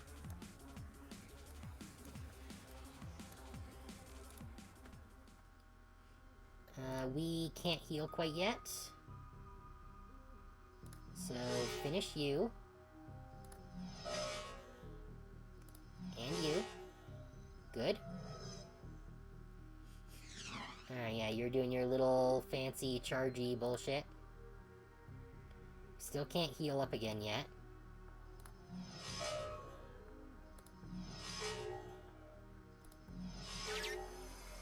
Good, good, good, good. Oh, which means we have access to the elevator control node now. Let's do that. Alright. We got the elevator control in the Matrix. Okay, so that was the last region on this, path. Which means that... well, the elevators are locked down, so we shouldn't have to worry about guards now. But there was one more path that I wanted to check out. Though I do want to heal first here. And we'll be able to do a suppression on our next turn.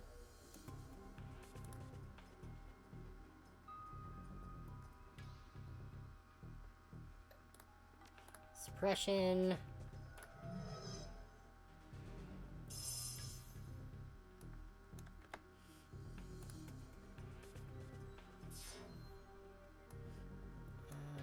Where's the way out?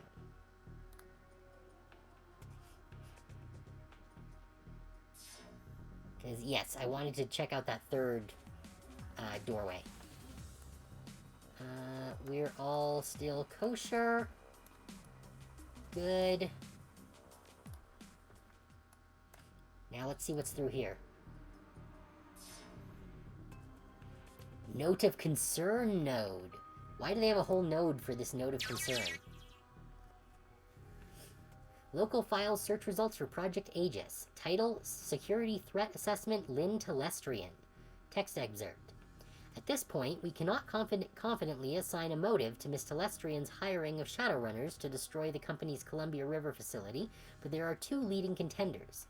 The most likely is that she is working for a rival megacorp seeking a competitive advantage, but an alternate explanation is that it has something to do with her deep involvement with the Universal Brotherhood. Yes, that makes sense that Lynn would want to destroy the only way to defeat the immortal bugs.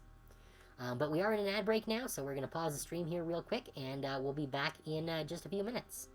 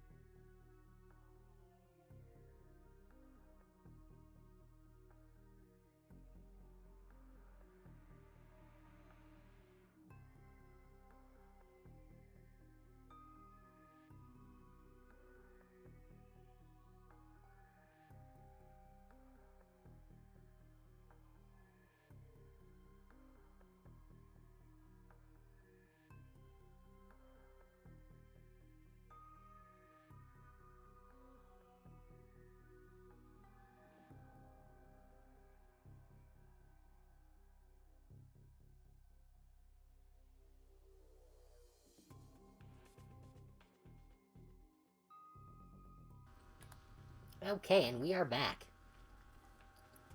So yes, as I was saying when we went to ad break, it would make sense that Lynn Telestrian would want to get rid of the only thing that could stop her boss's immortal bugs. Let's see. While Telestrian Industries, of course, would never interfere with an employee's religious choices, our 2053 investigation raised concerns that Miss Telestrian's devotion to the cult-like Universal Brotherhood could represent a security risk to the company, and it is possible that this has become true.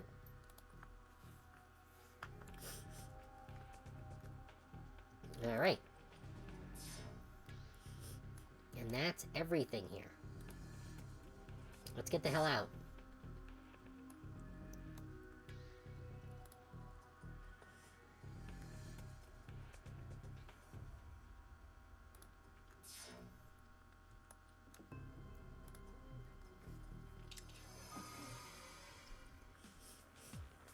Good work, Dodger. Now, I guess we have to get down to the yellow square. Yellow diamond? Whatever.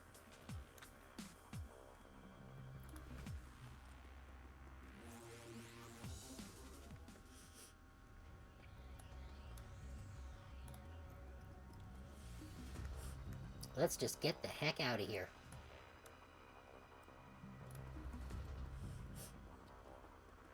I have a feeling we have long overstayed our welcome.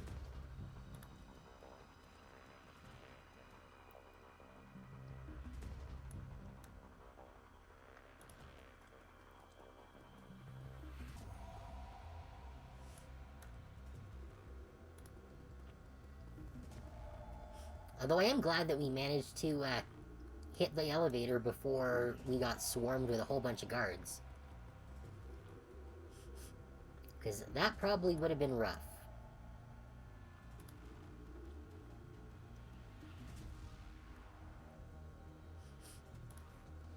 Okay, no one here. Good. Your comlink chirps again and the Baron's face appears on screen. His voice is far less confident than before. This is new. Things not going according to plan, Baron? Apparently Mr. Silverstar's reputation for paranoia is well-founded. This panel is a hard-coded door control that cannot be accessed from the Matrix. It was not here yesterday. How did he have it installed so fast? So what now? Someday we'll think of something. Very well. This will work, but the plan requires you, and only you, to stay the night. What about my crew? You will find the elevator once again under our control. Go to an empty parking garage in safety. Your hired help will be able to clear the building with ease. You, however, will be Telestrian's newest employee come sunrise. Now, allow me to tell you where to go. Seriously? We're just going along with this? Alright, well, the morning after. I guess we're going to be the lard-carting janitor again. You hunker down in the janitor's locker room amid the smells of industrial-strength cleaners, floor wax, and body odor. Sleep is impossible, as you must be constantly on your guard for the telltale sounds of security teams or building maintenance crews. Morning eventually comes, and with it, another chance at Project Aegis.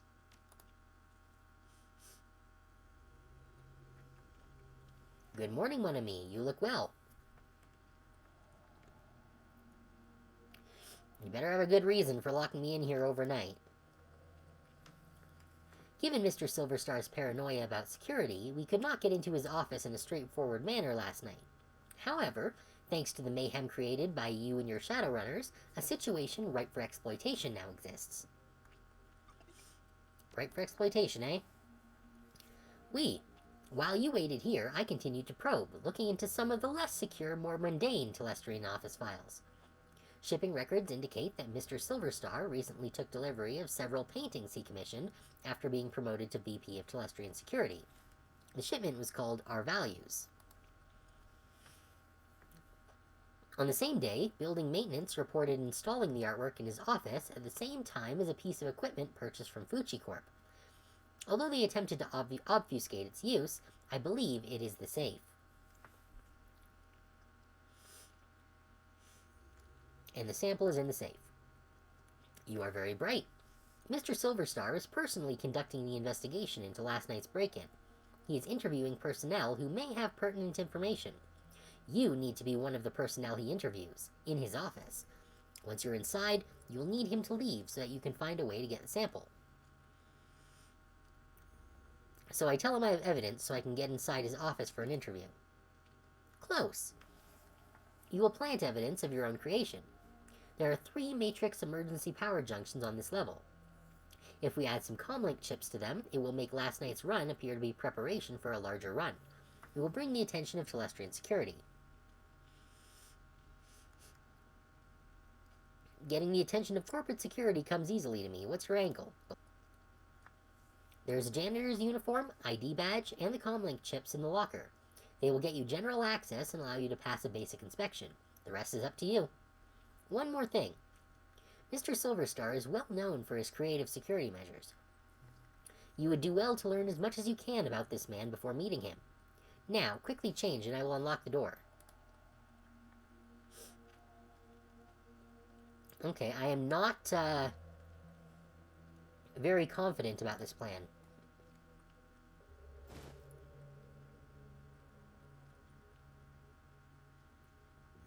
New objective, don't blow your cover. Where's my lard when I need it? Oh, but we do have 14 karma points. Which means...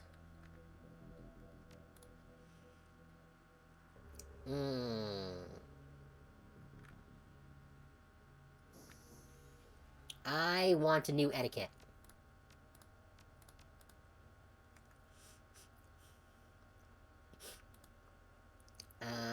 Corporate or security?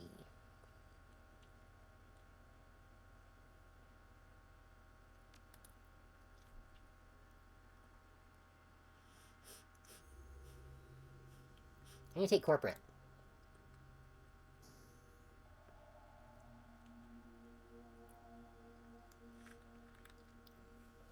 Yeah, I kind of got that impression. Okay. So that's that. Now we do have 7 more points that we can use. So let's put into close combat. Why not?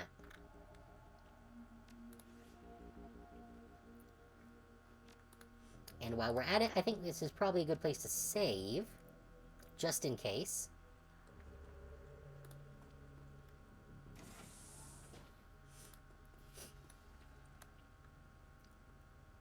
Okay, no interactables.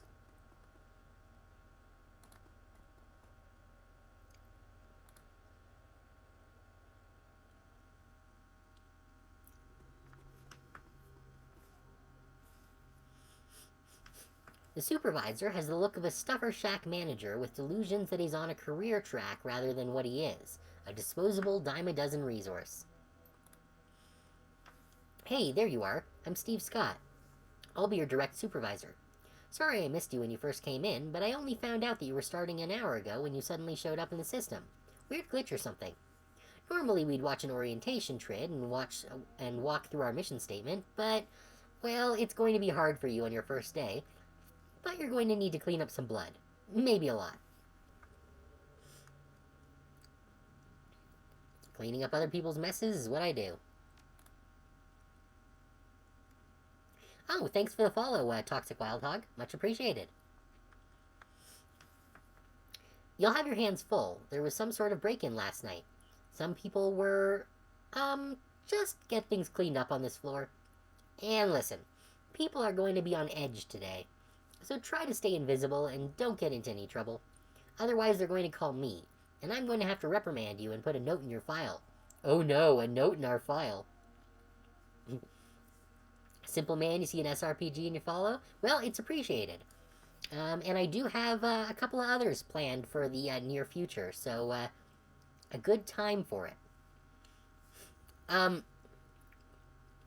I will say off the bat that I have not played the other 2 Shadowrun games yet, so I have heard that their quality of life features are superior to this one. This is the first game in the series, and I believe it was a crowd-funded one, so it does have its own limitations, but I have quite enjoyed it so far. What I've been told is that playing Shadowrun Returns first is the better option, so that you're not expecting the quality of life features from the later games. But I've been enjoying the story. It's been a lot of fun so far. Okay. Let's see. Okay, straighten up this floor and stay out of trouble. Got it. Alright. I hope they get whoever did this. Only a fool would attack a Telestrian corporate office and think they can get away with it. Start heading from room to room and clean what needs cleaning. Good luck, and welcome to Telestrian. Who's this guy? He looks like Atom Smasher we have at home.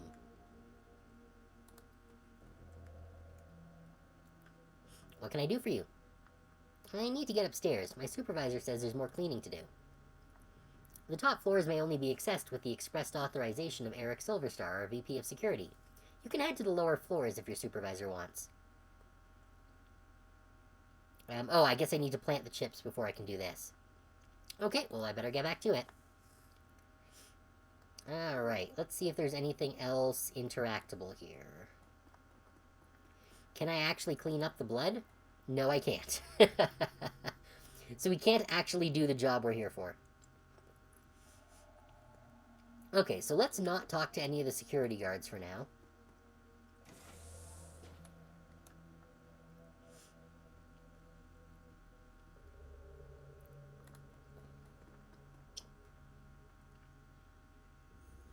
Looks like you could get the access panel off easily, but the Telestrian technician could turn around at any moment.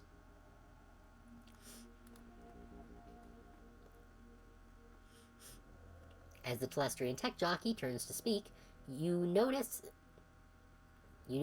Yeah. Okay, there's an extra A there. You notice a panel has been removed from one of the LAN racks just behind him. Thanks for coming. Can you believe it?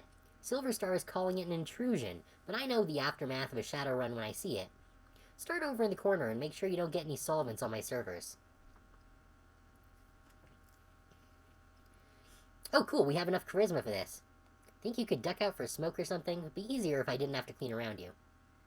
Oh, sorry. Yeah, no problem. Just another day in paradise, right? Sweet. So we just managed to convince him to leave. Awesome.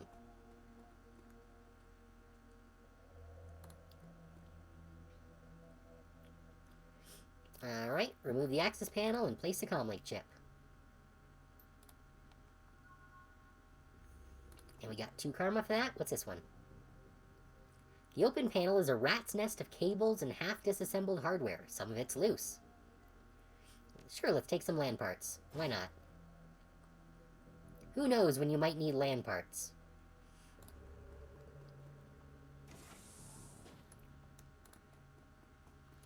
Let's see, anything interactable in here? No.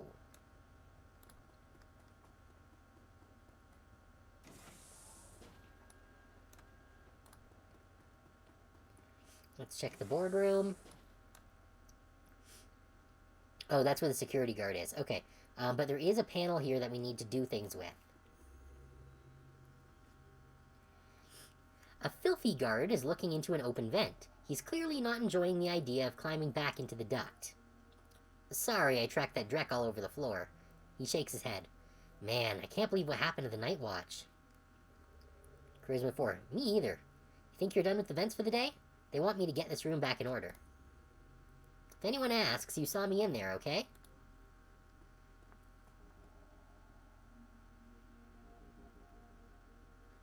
The 2 men are staring into the vent and shaking their heads. Look, Ruel, I know and you know that there's nothing in that vent, but when I told that to Silverstar, he accused me of not wanting to crawl in there. Said was letting the company down by not displaying the corporate value of duty. I don't mean to derail your stream, but I recommend adding a game called Took the Desolation to your Steam wishlist. Well, if you would like to join my Discord server, there's a link below the stream here. I actually have a request channel in there where you can drop any suggestions that you might have, and I would be happy to definitely take a look. Okay. The suits sure love their mission statements and all that, Drek, but today isn't the day for Telestrian Corp's duty above all crap. Several of us did the ultimate duty last night. I guess we should just be happy Mr. Telestrian isn't in today. Just get in there and take another look. I've got to go upstairs and report.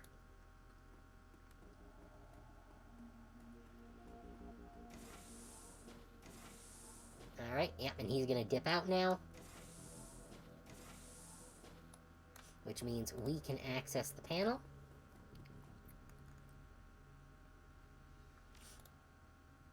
Good. Chip is added. Can we actually go into the vent ourselves? No. Okay, so...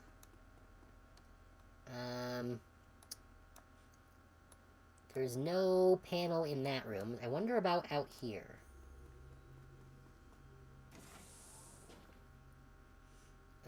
We can't interact with the things. I have to say at this point, it's not looking good. I don't know how it happened. Nonetheless, our records show this terminal was left unsecured in direct contravention of Telestrian corporate policy. You failed in your duty. I know it's duty above all for you security types, but I'm the victim here, I swear. Perhaps when Mr. Silverstar gets his next promotion, that will become a value for you data pushers as well. Right now, it seems your value is clock out early and ignore my responsibilities. Don't go anywhere. I need to make my report to Eric. Friggin' Eric. Jeez. And there is one of the panels in here that we need to do things with. I'm glad I put a few points into charisma, at least. Because it's really coming in handy. The wage slave is on the edge. He's staring vacantly at his terminal with his hands to his face and his fingers twitching nervously. What do you want? Can't you see I'm busy? Looks like you're in some real trouble there, chummer. Buzz, unless you can clean up a shattered career, leave me alone.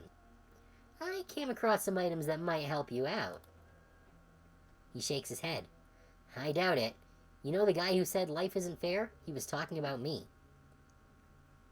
Let's see. Security's bullying you, but I could make it look like your terminal was tampered with and no one would be the wiser. You're right. There's no reason I should let security push me around. He steals himself. Just do it quick.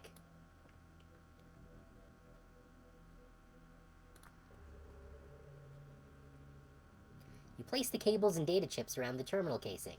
Ah, the shit that we took from the server. Thanks so much. I won't forget this when your review comes up. Hey, no problem, sir. Just glad I can help.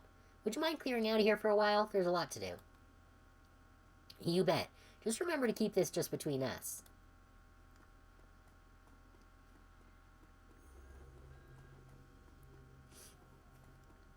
Yep, get out of here, buddy. I got shit to do.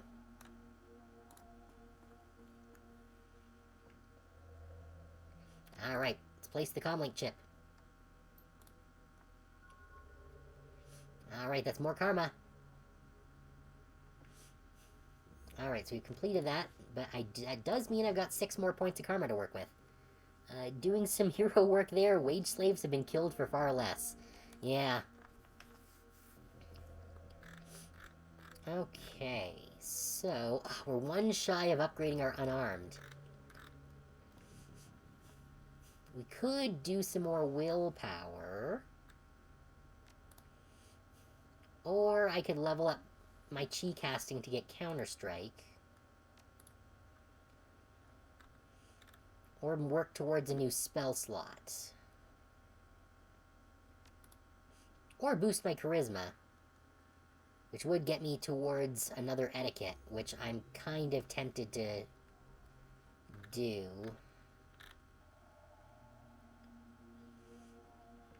Because I don't know if I'm going to need more charisma to deal with the guy, or possibly the security etiquette. You know what, let's put it into charisma. I have a feeling that I'm going to need that for now. Okay, so I think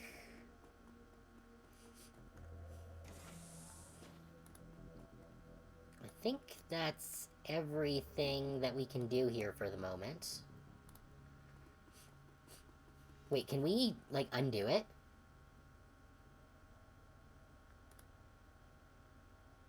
No, it just, for some reason, it didn't turn off the interact there.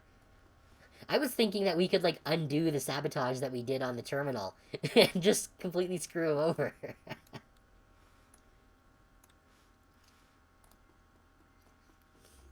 Alright, let's talk to this guard. I need to get upstairs. My supervisor says there's more cleaning to do. Top floors, yada yada. Hey, I found all these chips on some of the Matrix switch boxes. Is that important? The guard thinks for a moment and activates his comlink. He turns his back on you and has a brief conversation. Then he turns back. Mr. Silverstar wants to see you in his office immediately. Alright, we did the thing.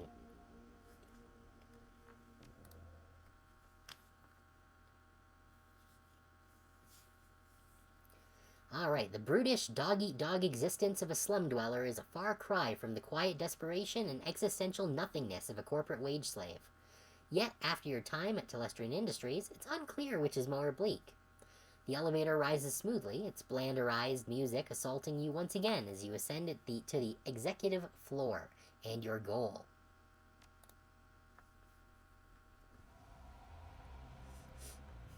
Okay. So I guess I still can't go into this area here.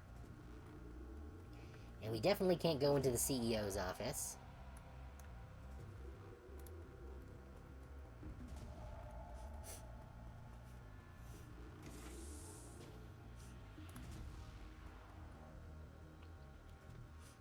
Eric Silverstar. Wow, he looks very douche.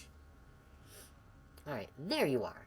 It seems that some of my best are letting me down, and it's good to see that you're displaying one of the most important of my 3 key values. Well, it's duty above all, right? He laughs. Well, yes, that is the first value, and I'm glad more than those outside of security follow it, and from a janitor, no less. No, I'm speaking of my 3rd and final value of vigilance, which seems to be sorely lacking around here. Thank you, sir. Well, rewards and punishments must be given where required. Now, please start filling out the report on the datapad, and I'm afraid I must ask you to not sit in my chair given your attire. I need you to go head downstairs and investigate your findings. I'll be right back. Wait, he wants us, the janitor, to investigate what we found? For a guy who is supposedly a paranoid security expert, that seems like a weird choice.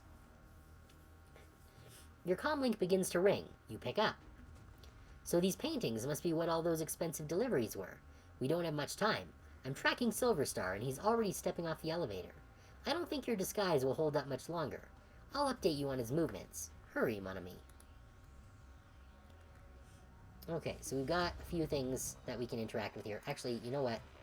Before we do anything, let's save.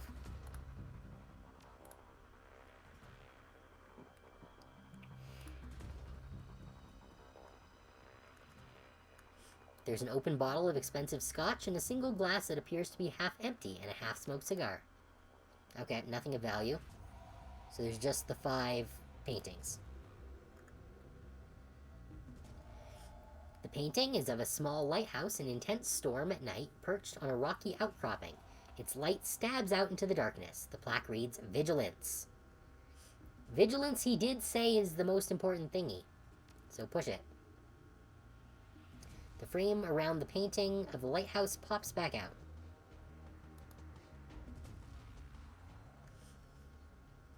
Oh, we'll leave it alone. Oh, that's the 3rd thing. Okay, so I guess we have to do them in order? The painting shows a wild mountain landscape with clouds ringing lofty peaks. The plaque reads Independence. I don't think independence is something that would be valued by these guys. This is a photorealistic painting of 5 massive harvesters in Telestrian colors in a staggered formation, cutting a swathe across a rippling field of wheat. The plaque reads Unity. That's possible it could be the second one.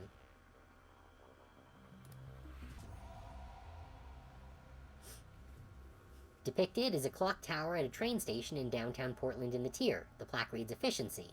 That seems like that's probably the second one.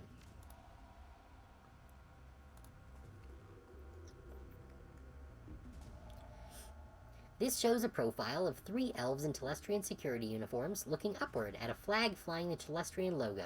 The plaque reads Duty. That's the first one. Good. The frame clicks into place and the painting slides back into the wall. He has a few guards, a tech worker, and a very nervous wage slave gathered in the boardroom and is beginning to question them. Alright, yeah, this is efficiency. Good.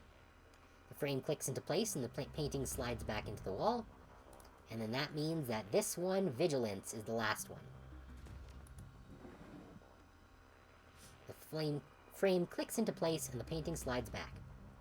He has finished interviewing a Matrix tech and is now talking sternly to a pair of guards.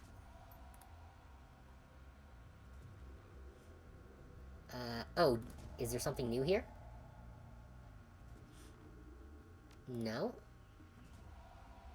Oh, it opened a secret door. Okay. Ahaha. There's a safe that has a large DNA scanner on the front, most likely keyed to Mr. Silverstar.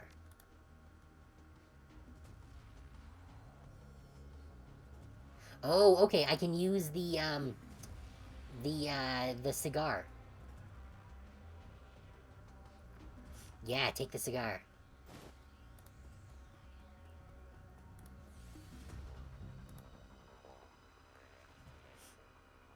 Put the moist end of the cigar on the DNA scanner. With a click and a faint hiss of escaping air, the safe opens. Take the sample. Great work, mon ami. The time for stealth has passed. It has set off every alarm in the system, but I have unlocked the executive elevator, and your path is clear. Head to the elevator and make your escape. Okay. You, really had to do that. We couldn't just close the safe and book it. Let's get the frick out of here. Hey, this is a restricted area. You can't go in there. Tough.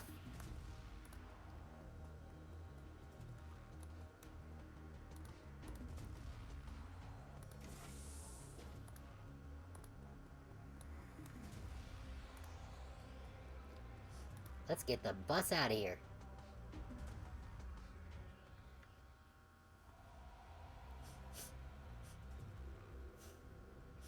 Well, that's not good. Oh, and it's this asshole again. Detective McCluskey stands smirking, surrounded by armed and twitchy Lone Star officers. Good morning, moron. Good morning, Detective McCluskey. It's a fine day for police corruption, isn't it? Or what do you want, McCluskey? Or, hello, McCluskey, how'd you find me? No, we're gonna be an asshole here. The smirk broadens. That's right, dummy. Keep flapping your jaw. That sort of thing will be perfect for where you're going. Mr. Telestrian wants to meet you in person. He wants to chat about last night's fun and games. You can come along quietly, or you can meet him in a body bag. He smiles wolfishly. Come on, Drek for brains. Make the wrong choice. Alright, I'll opt for a stand-up conversation. Let's get this over with. I have things to do. I'm going, but one day you and I are gonna go round and round, McCluskey. Yeah, no, let's get this over with. I have things to do. Damn, I was hoping to be able to bring you in feet first.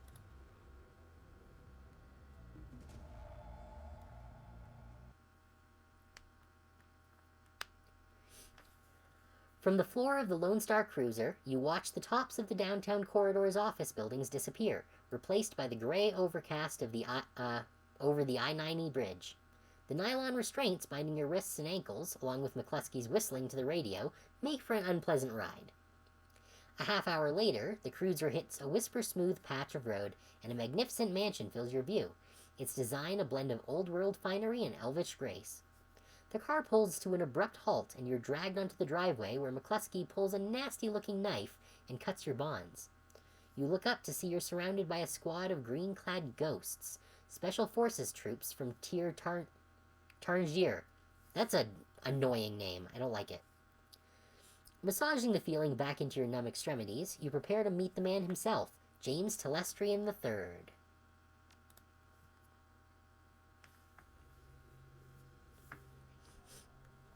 Okay. McCluskey smirks. Want some advice, moron? Of course you don't. You're a Shadowrunner, and you live by your own rules, don't ya? I suggest you keep your smart-ass remarks to yourself this time, dwarf. Mr. Telestrian isn't some streamy you can impress or intimidate. He's the brains behind the throne of Tir Tarngir, and one of the richest men in Seattle. I'm glad I learned Corpo. And he holds your leash, right, McCluskey? You his lapdog? Or should I be impressed? Richer than hell elves take a dump the same way I do, McCluskey. No. We're gonna keep antagonizing McCluskey. His eyes say, I'd love to kill you now, but his mouth continues its smirk. I got one of the richest and most powerful men in the Pacific Northwest taking care of me, dumbass. What do you got?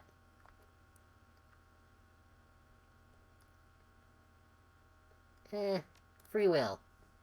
You're dumber than I thought. Enjoy your chat. I'll dispose of your body later. What happens if we try to leave? You're not going anywhere. Alright, fine. Mr. Quoth. Is his first name Raven? The tall, fussy elf with the air of a Victorian butler studies you from far above your diminutive height before he speaks. He doesn't like what he sees. Mr. Telestrian is expecting you. You will find him in his office. This is an extraordinary estate. May I look around before I see him? No, we're gonna be. I'm just going all in on being a tool to the employees. Thank you, Jeeves. He's not amused. Delighted to be of service. You may wait here for a few moments to gather yourself before you enter Mr. Telestrian's office. Some people find that they need time to prepare themselves before meeting an elf of his stature. However, the upstairs is off limits to you, and the library is occupied at the moment. Do not tarry, though. Mr. Telestrian is not one to be kept waiting long. Okay, so I guess that gives us an opportunity to kind of look around a bit. I don't know if there's going to be anything interactable here. However, it looks like there are summoning spots, so I have a feeling there's going to be combat here. Algernon, what the hell's he doing here?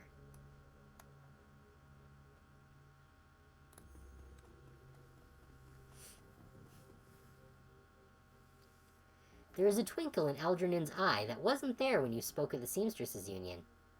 It is good to see you again. There is much to do. Yeah, here we go. Exactly what I said, so I guess we have to go with it. What the hell are you doing here? I'm doing what I do, Squirrel Queen, providing those in need with the tools they require. Seek me out after you have spoken to James Telestrian. Perhaps I can be of service again. Alright. Okay. Well, they said that I can't go upstairs. So, yeah, okay, so it won't let me actually go up the stairways. So then where the frick is Telestrian in his office?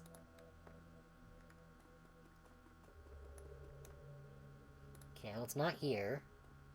I'm guessing that's the library. Ah, here we go. Elves doing elf things, yeah.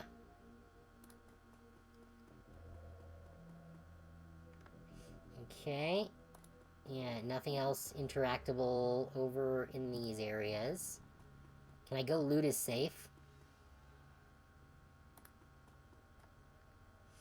No. Alright, let's go talk to Telestrian.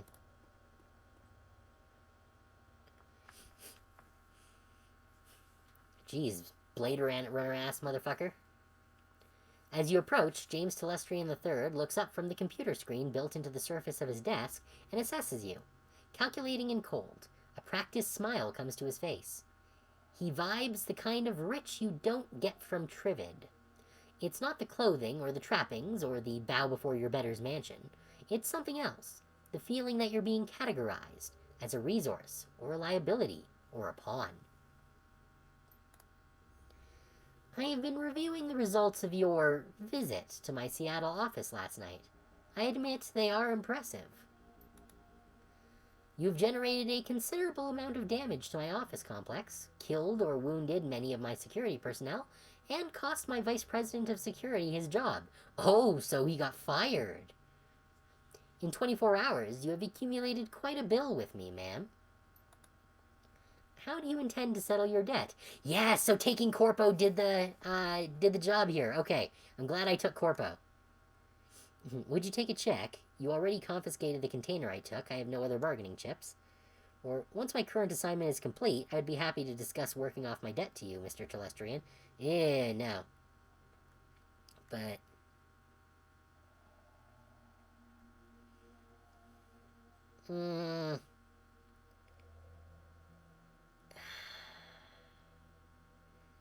yeah, and it might get us out of a situation. We don't necessarily have to ever come back to Seattle. That discussion may happen one day, assuming the outcome of this conversation does not result in your immediate termination. When one is in my debt, they remain in my debt until such time that I decide that debt is repaid. There will be no negotiation on that point. However, you have one piece of information which you might use as a bargaining chip in the little time you have left to live. Why you took what you took. I am interested to know why you and your team of criminals fought your way through my security teams up to my private office to access the Matrix and uncover the location of a simple research project.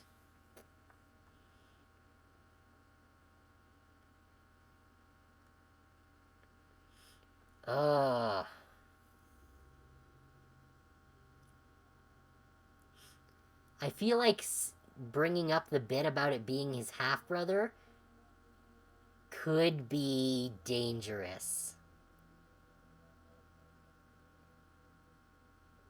Can we save? No.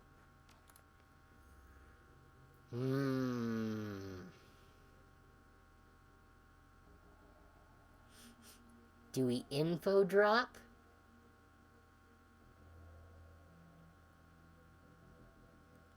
Should have an autosave just before this. Yeah, I guess.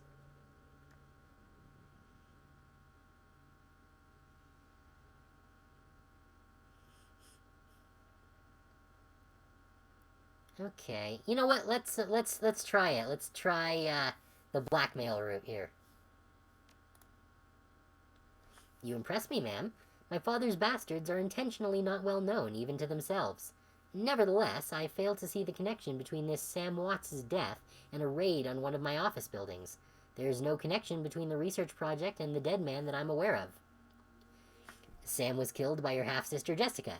Jessica is protected by giant bugs. Aegis kills giant bugs. Kill the bugs, kill Jessica, get paid. I find your bluntness somehow refreshing. He touches a button on the desk. Mr. Quoth, please ask my daughter to join us. Yeah, and I guess this does work for him too, because if we kill his half-sister, then no one else has claim to the fortune. Oh! So she's his daughter. Okay. So we have points. Alright. So that's the connection. The young pretty elf has dark circles under her eyes and a haunted expression on her face. She recognizes you instantly. It's you! You're the woman who helped me escape from the Universal Brotherhood. How did you get here? Telestrian cuts in quickly. Thank you, Marie-Louise. You've confirmed the identity of your rescuer and given me reason to forgive her for her trespasses against me. She looks hungry for your help. I'm glad you're here. Good to see you got out okay, Marie-Louise. I'm not okay. I can't sleep at all. I'm afraid that this is a dream and that I'll wake up there and still be there with the bugs. You can relax, Marie-Louise. You're safe. It's over. No, it won't be over until they're all dead. She shudders. You didn't see them. You don't understand. You and those men you flew in here, all you do is talk. It's just like you to form a committee, Father. I knew that someone had to take action. That's why I got Harkeem involved. Oh, Harkeem must be Baron Sandy. The already cold exterior of James Telestrian III turns to ice. I see. It was you and your crippled little friend who leaked Aegis to this woman. We will speak of it later, in private. Now then, Squirrel Queen, there are people I wish you to meet. The committee my daughter alluded to. This is a rare opportunity for a woman of the street such as yourself. I urge you to behave. We will adjourn to the library. Yeah, let's be polite. Let's not antagonize the guy who could end us in an instant. I don't know if that is sarcasm or not. Just behave.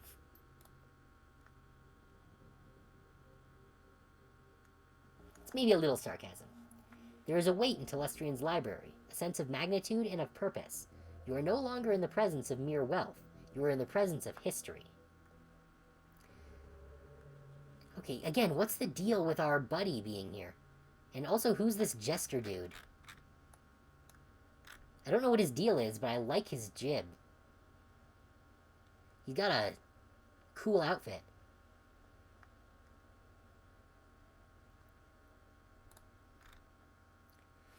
Alright, ladies and gentlemen, this is Squirrel Queen.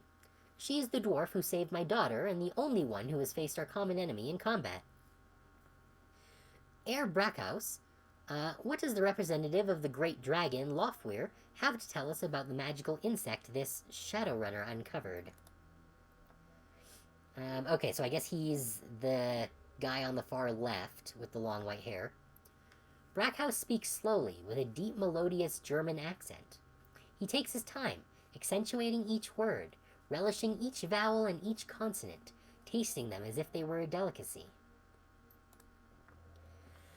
My lord Lofweir has witnessed the insect spirit's physical manifestation before, roughly 9,000 years ago. As you are aware, magic ebbs and flows from the earth, cycling from peak to peak over the course of 5,200 years. As the level of magic grows, there's a 50% chance he's actually the dragon. Ah, here we go, Harlequin. Alright. Hans, dear, I love you, but could you babble on forever? You could babble on forever, and I believe time is of the essence. The painted elf addresses you. Oh, we don't have academic. Okay. Squirrel Queen, is it? Delighted. The bug you fought was not merely a magically awakened animal like a wyvern or hydra or anything else in the sixth world. In fact, it isn't from this world at all. It's the physical embodiment of an insect spirit from another plane of existence. And yes, we're not intelligent enough to do the academic stuff. Lofweir thinks it's funny as hell to pretend to be a middle manager and talk to Shadowrunners. That's okay. I can jive with that.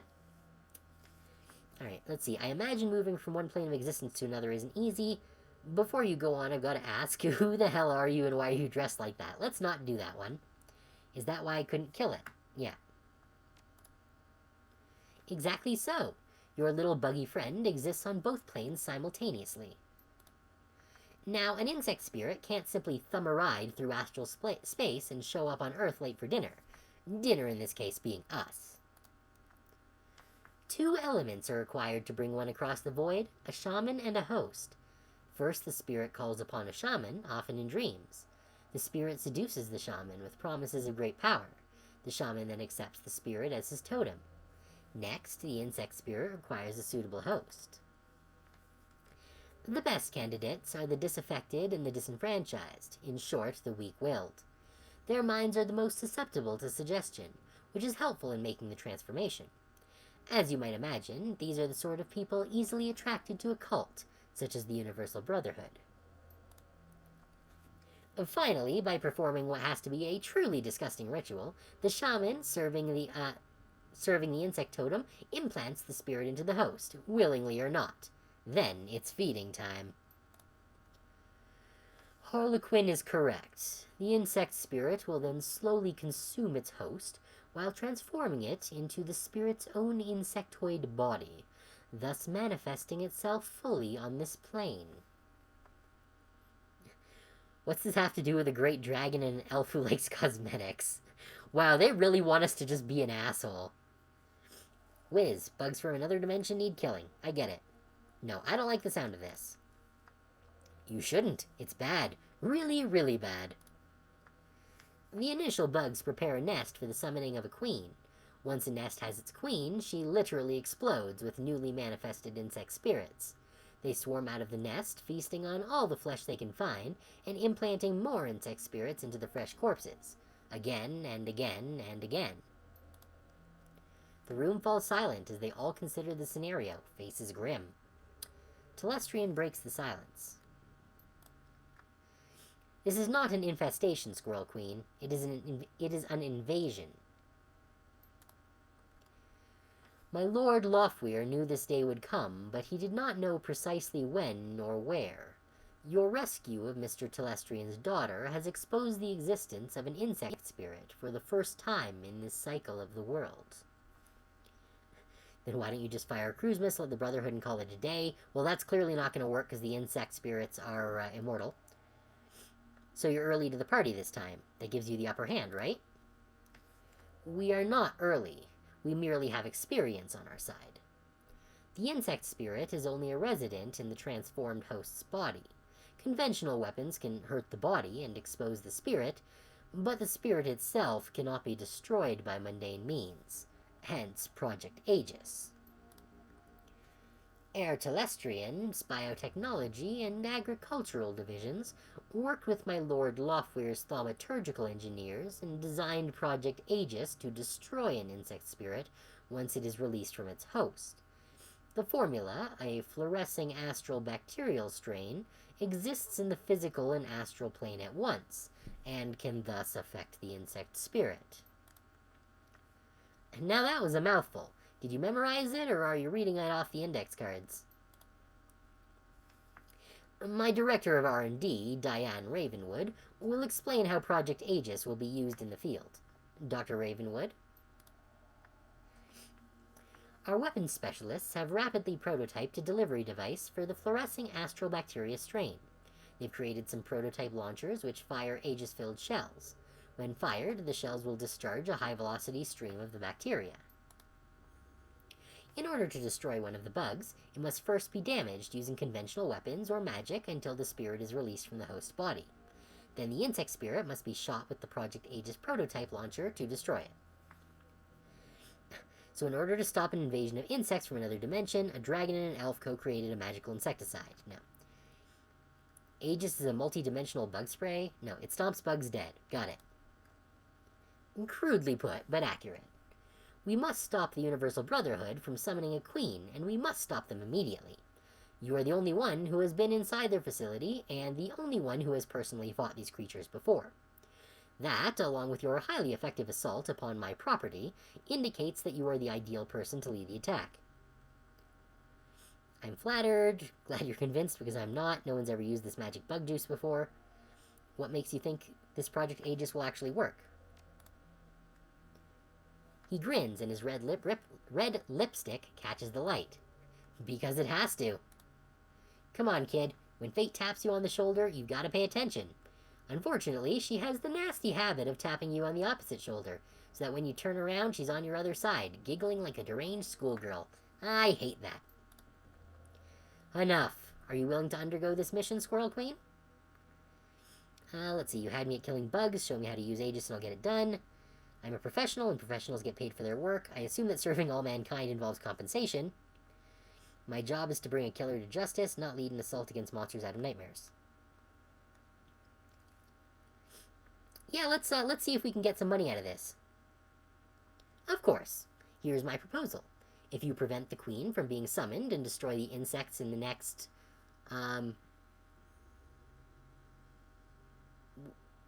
what do you mean in the are they missing a word? In the next what?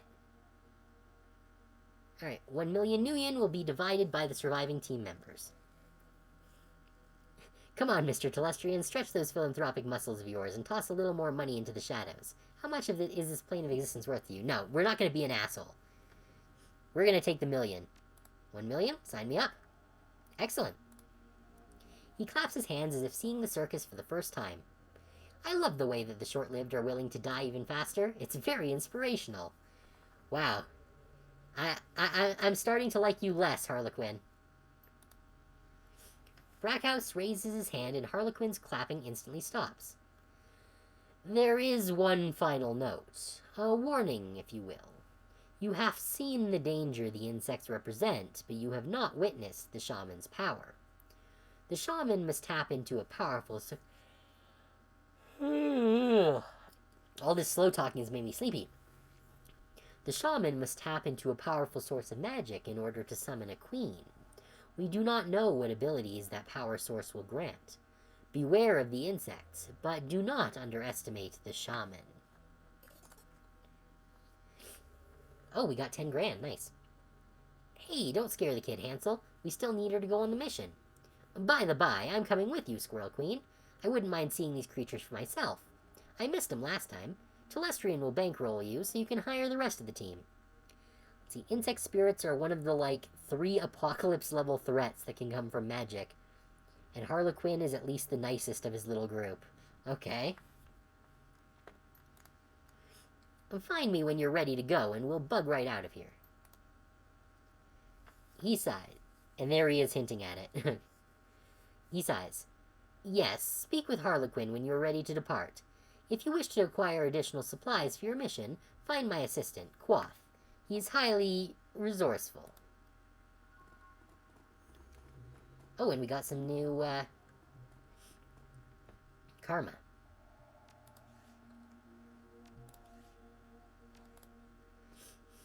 Okay. What are we going to spend it on? I'm tempted to increase my unarmed. Actually, willpower might be a good idea. What's this one? Magic resistance. That, we don't have enough points to get all the way up to it yet, but hopefully we will by the time we need to. I don't think I'm going to need more charisma at this point. Maybe later, but we'll see. I do think reducing the chance to be hit by enemy magical attacks will be a good thing. And then later on I can get the upgraded chi casting.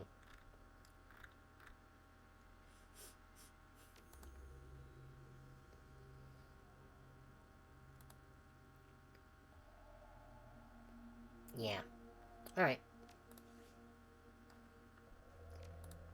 Let's save real quick here.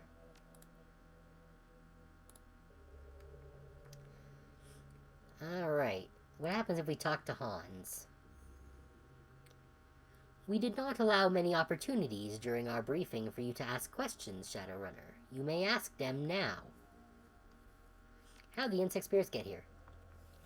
When the membrane between planes thins, the insect spirits reach into the mind of a shaman and begin their manipulation, playing on weakness and offering unlimited power if the rituals needed to bring the spirits here are performed. But once a shaman takes on an insect spirit as a totem, they begin an inevitable decline into insanity, slowly losing their humanity. Eventually, the shaman completely succumbs, choosing the contentment and sense of clear purpose that being part of a hive provides. Perform your role, serve your queen, that is all. If Lofweir had seen this before and knew another was coming, why didn't he move faster? Based upon the previous cycles of magic, the first insects are not due to appear for another 700 years. My Lord Lofweir believed he was well ahead of schedule. Something is different this time. It is concerning. Why do you think it's different this time? Perhaps it is due to the population of humans and metahumans on Earth being so much higher than in previous ages. As a result, the volume of magic created by sentient beings is correspondingly higher. Or perhaps it is the density of the population coupled with the advances of society and technology that has altered things. Magic has never returned to a world like this one before. The density of sentient creatures, coupled with the density of information, coupled with a new concept, the technological persistence of memory, heightens a society's existential angst. Thus, more people realize how truly horrible existence is, simultaneously. That in itself may be a form of magic. Lofweir is studying the question now. What's it like to serve a great dragon? The German man's eyes narrow. Do not misconstrue my relationship with Lord Lofweir. I do not serve. Okay. Where do the insects come from? As the level of magic in the Sixth World grows, the For lack of a better word, the distance between the various planes of reality decreases. When the membrane between the planes is thin enough, ritual magic may be used to draw beings from one to another. Alright, I should go. Yes, good luck. Algernon. May I provide spells, spirit foci, or fetishes to help you on this critical quest? I have a question first. Speak it. Were you spying on me at the Seamstresses Union? His eyes widen at the question. You mistake your importance, Squirrel Queen. No, I was not spying on you. Until Mr. Telestrian's summons, you were beneath my notice. I saw only a customer. Now, do you require my magic? Are you really here? Algernon's face takes on a dreamy expression. Are any of us? Yes, Squirrel Queen, I am here. And at the Seamstresses Union. And a myriad of other places. On to the work at hand. Do you require my magic? Who are you? I'm a peddler of magical spells, spirits, and foci. Nothing more. Truly? No. Now, do you require my magic or not? Yes, let's see what you got. Alright. So, we do not have the spellcasting levels required to cast anything high-end. However, where is the... Actually, Armor 2 is tempting. But, what I want is my chi stuff. Oh, we got an ad break. Okay, so I'm going to pause the stream here real quick, and we'll be back in just a few minutes.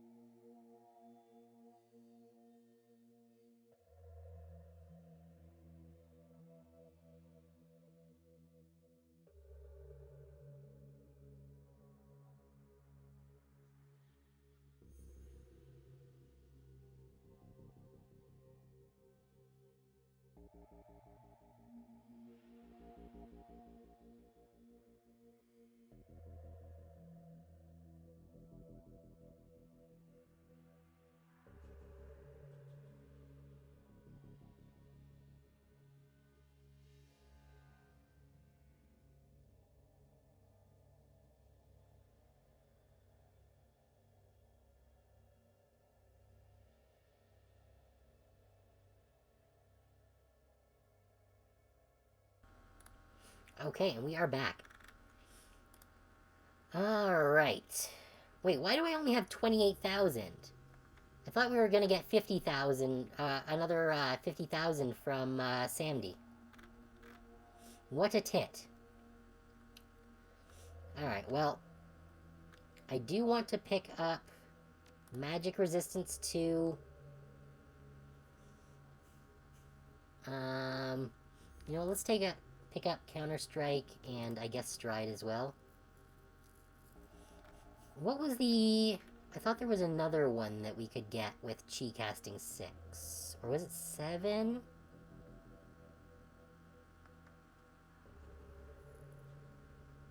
Quick Strike, was that it?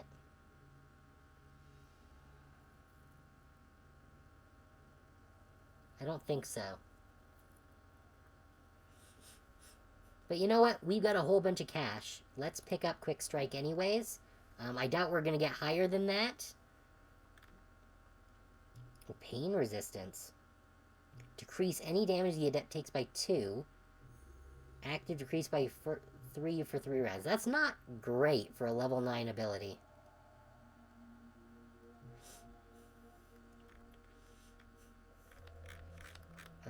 But yeah, I think that's gonna be all that we can really do in terms of picking up spells.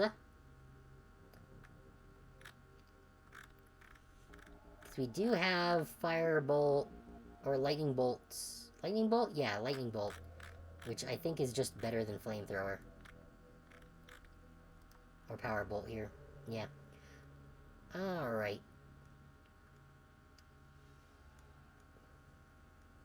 Though Power Bolt doesn't have a cooldown.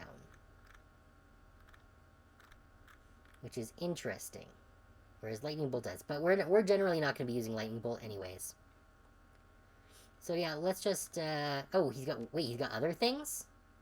Oh no, these are just... Right. I see. You know what? We got the green. Let's pick up Power Bolts 2 and 3. In case we happen to find ourselves in need of it. Now, if Power Bolt is a weapon, yes, we can replace the machete with Power Bolt. Okay. Alright, okay, that's worth picking up. And then if we do happen to hit Spellcasting 5, which I don't think we will, but I reserve the option. I suppose we did use up our 2 basic med kits. So let's stick those in. What is our spellcasting at right now? Spellcasting is at 4. So if we get 2 more points, we could take Spellcasting 5.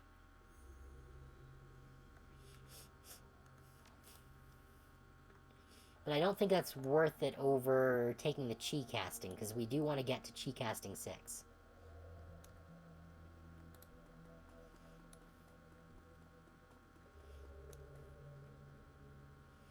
Is there something I can clarify for you? Tell me more about Aegis. Telestrian Industries Corporation has been working on Project Aegis for 2 years without fully understanding its use. Loftweir did not trust me with the information. My engineers finally met the Dragon's specifications 3 months ago, and had just begun the production process when my cousin Lynn hired Shadowrunners to destroy the lab and the factory, leaving us only the sample you stole. Why was Marie taken? He pauses before answering. The host for the Queen is chosen very carefully, as the interactions between the Queen and lead shaman are critical. A family connection between the 2 roles is ideal. As you have discovered my father's indiscretion with Melinda Watts, you know that Jessica Watts, the shaman, and Marie Louise are related by blood. I would appreciate if that information remained in the shadows. How do I use Aegis? My people have weaponized the Project Aegis formula by creating shells which, when fired, propel a high-velocity cloud of the material, which should be effective at killing exposed insect spirits. There are more effective ways to deliver Aegis, obviously, but time was of the essence and I needed to improvise. Indeed. Okay. Where's Quoth?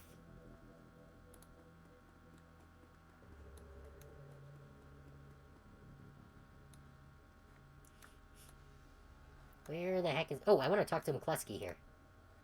I want to rub it in his face. His ugly face. You're gonna die, asshole. Maybe, but I'm gonna live first. You'll still die screaming. Good talk. Where the fuck's Quoth? Oh, here's Marie. I was listening. It sounds bad. Yup. Thank you. For everything. Could be worse. Could be raining. She smiles. It's Seattle. You look like you have a question. Why were you locked up with the Brotherhood? We already know the answer to this, but I want to know if she knows. Father didn't approve of my boyfriend and tried to scare him off. Something went wrong, and Hakeem ended up in a wheelchair. Oh, so Hakeem was her boyfriend. Father covered the whole thing up and lied to me about Hakeem. He told me horrible things. Her jaw clenches, and I believed him. My Aunt Lynn told me the truth about Hakeem and how my father lied. She preyed upon my anger. I was so disgusted with him, it was easy for her to get me to leave and join her new family at the Universal Brotherhood. Okay, what did Lynn Telestrian want? Aunt Lynn was very excited to have me there, almost manic. She talked about the inner circle and how I was going to be at its center. She said I would be their queen. The way she spoke, it was as if she had seen God or something. Her eyes close and she hugs herself tightly. But it's not God she sees. It's bugs. Only bugs.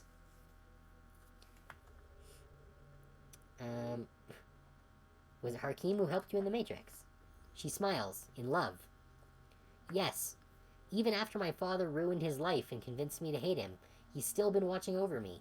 My angel in cyberspace, Baron Samdi. After we escaped, I told Hakeem about the Brotherhood and about the bugs. It was his idea to steal Project Aegis so you could go back into the Universal Brotherhood and exterminate the bugs. But I don't know how he knew about it. Baron Samdi just knows things. So what did he tell you about us breaking into your father's office? Nothing. I haven't spoken to him since last night. Why? What happened? He hasn't contacted you? No, and I thought he would by now. Did something happen to him? I'm sure he's okay. He was in the Matrix the whole time. That's what I thought. Hakeem is amazing in the Matrix. I'm sure I'll hear from him soon. I should go, before you ask any more uncomfortable questions. Oh, there's Jeeves.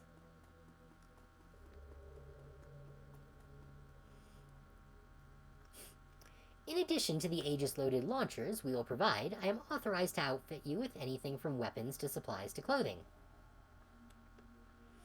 Ooh, show me the outfits. We still have to pay? Okay, so what do we currently have? We currently have the shot gear, which gives us 6 armor, 1 strength, and 5 HP. That's pretty good. But going beyond... Let's see, okay, so these are the higher ones. So 7, this gives more move, and more unarmed combat. Ooh, that's good. That's drone combat, I don't care. Willpower, I don't care. So this is just straight up 10 armor, which seems great. It does make me a little less punchy. But basically, I can either take 7 armor with some extra move and unarmed combat, which would basically be the equivalent of what we have now, which gives us +1 strength and some extra HP. Or we can go with the high grade. I think the high grade street armor is just straight up going to be better.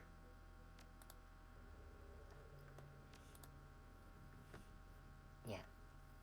So if we replace that with this one... Oh yeah!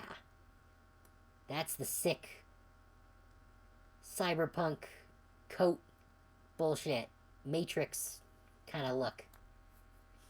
I'll take it. Show me the gear. I don't care much for the guns. I don't think there's going to be anything here that is really of value.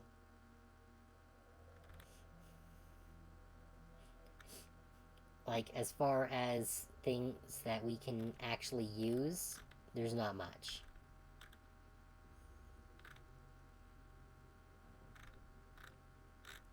Like, we could take a Beretta, I guess, but it's not worth it. Yeah. Drones we have no use for. Consumables. This is what I was after. Now. Drone repair kits. I don't want drone repair kits. I want med kits. Premium med kit. Here we go. 30 HP.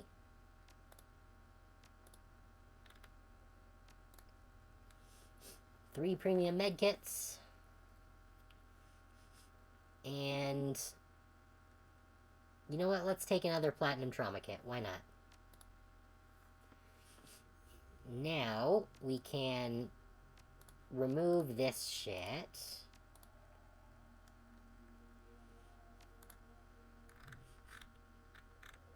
And take our super fancy ones. Because I have a feeling we're going to need them. I'm still only going to take the 2 trauma kits, because I don't... Hopefully we won't need 3 trauma kits. I'm more likely to need the extra med kit. Alright, I'm good.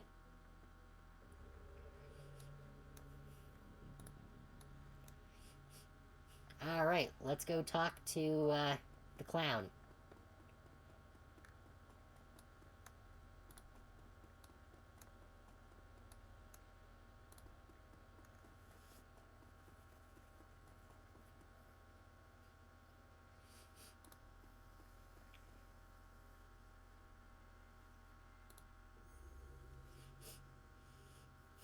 Are you ready to get knee-deep in ectoplasm?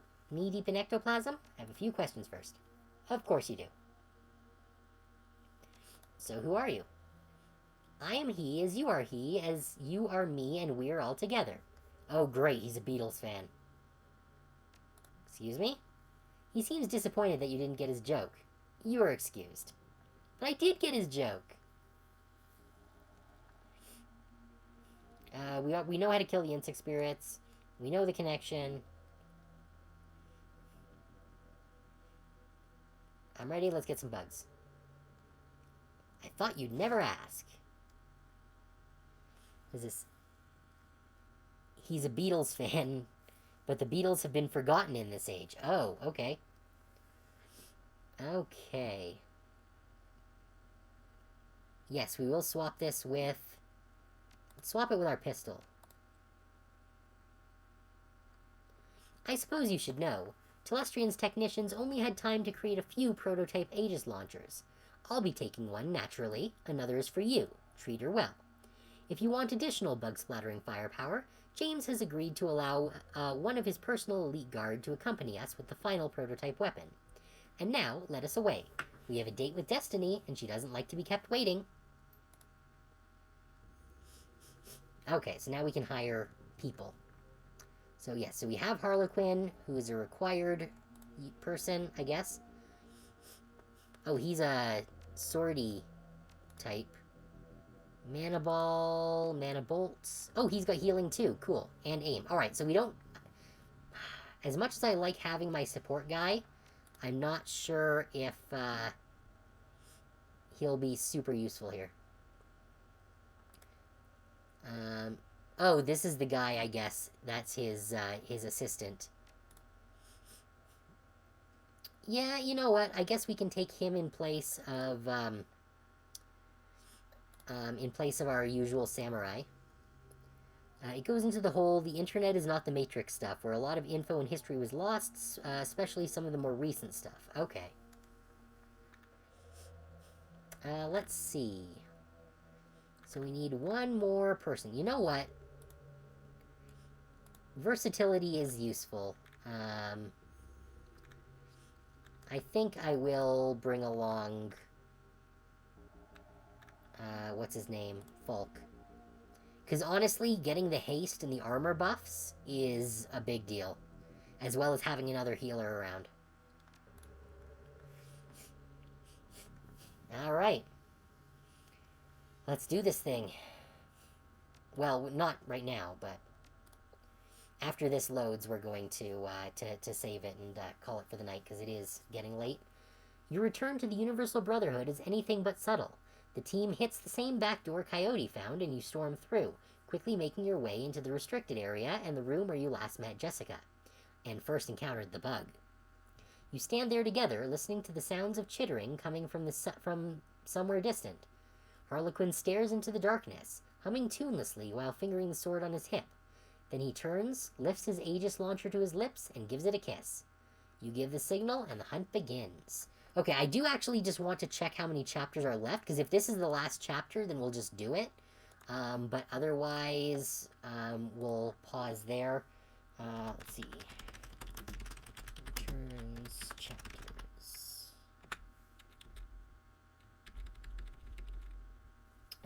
Let's see, here we go. Okay, Act 2.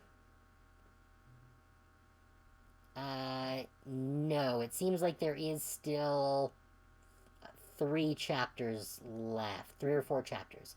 Okay, so we will hold off on that until next week. So after we get in here, I will... oh yeah, there's my launcher and the gun and the maniple. Yes. So when we get in here, we will just save and close out. That side door you found last... Actually, you know what? Here, can we just... It did just auto-save, but I do want a manual save. That side door you found last time you were here was helpful. We avoided all those Universal Brotherhood spa cult yahoos. Telestrian was right. You're a real value add. Harlequin grins a wide, predatory grin, both sets of his pearly white teeth offset by the livid red lipstick around his mouth. Now the fun begins. Have some questions. Of course you do. If you won't tell me who you are, will you at least tell me what you can do? See this sword? Yes. I can stick people with it. Pretty good, too. I also have one of those Telestrophere magical bug eradication launchers like the rest of you. That's it? Is that not enough? Beyond the tattoos that adorn my face, I have another, a recent addition, in a place that only those closest to me will ever see. It is a dragon. Don't tell Hans. Oh, and I'm a powerful mage as well. I forgot that. Okay, I'm ready. We already know the other answers. Alright, so now we're going to save it here.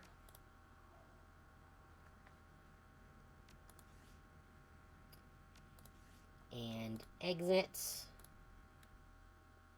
Powerful is a soft sell. So I'm guessing he's a really beefy dude. So yeah, we'll finish that up next Monday. So that should be fun.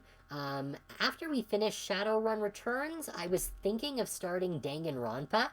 Again, I've never actually streamed Danganronpa, but I have played it before. But I was wanting to touch back up on it before getting into the further Danganronpas, which I was thinking of alternating with the Shadowrun games, just for a little variety.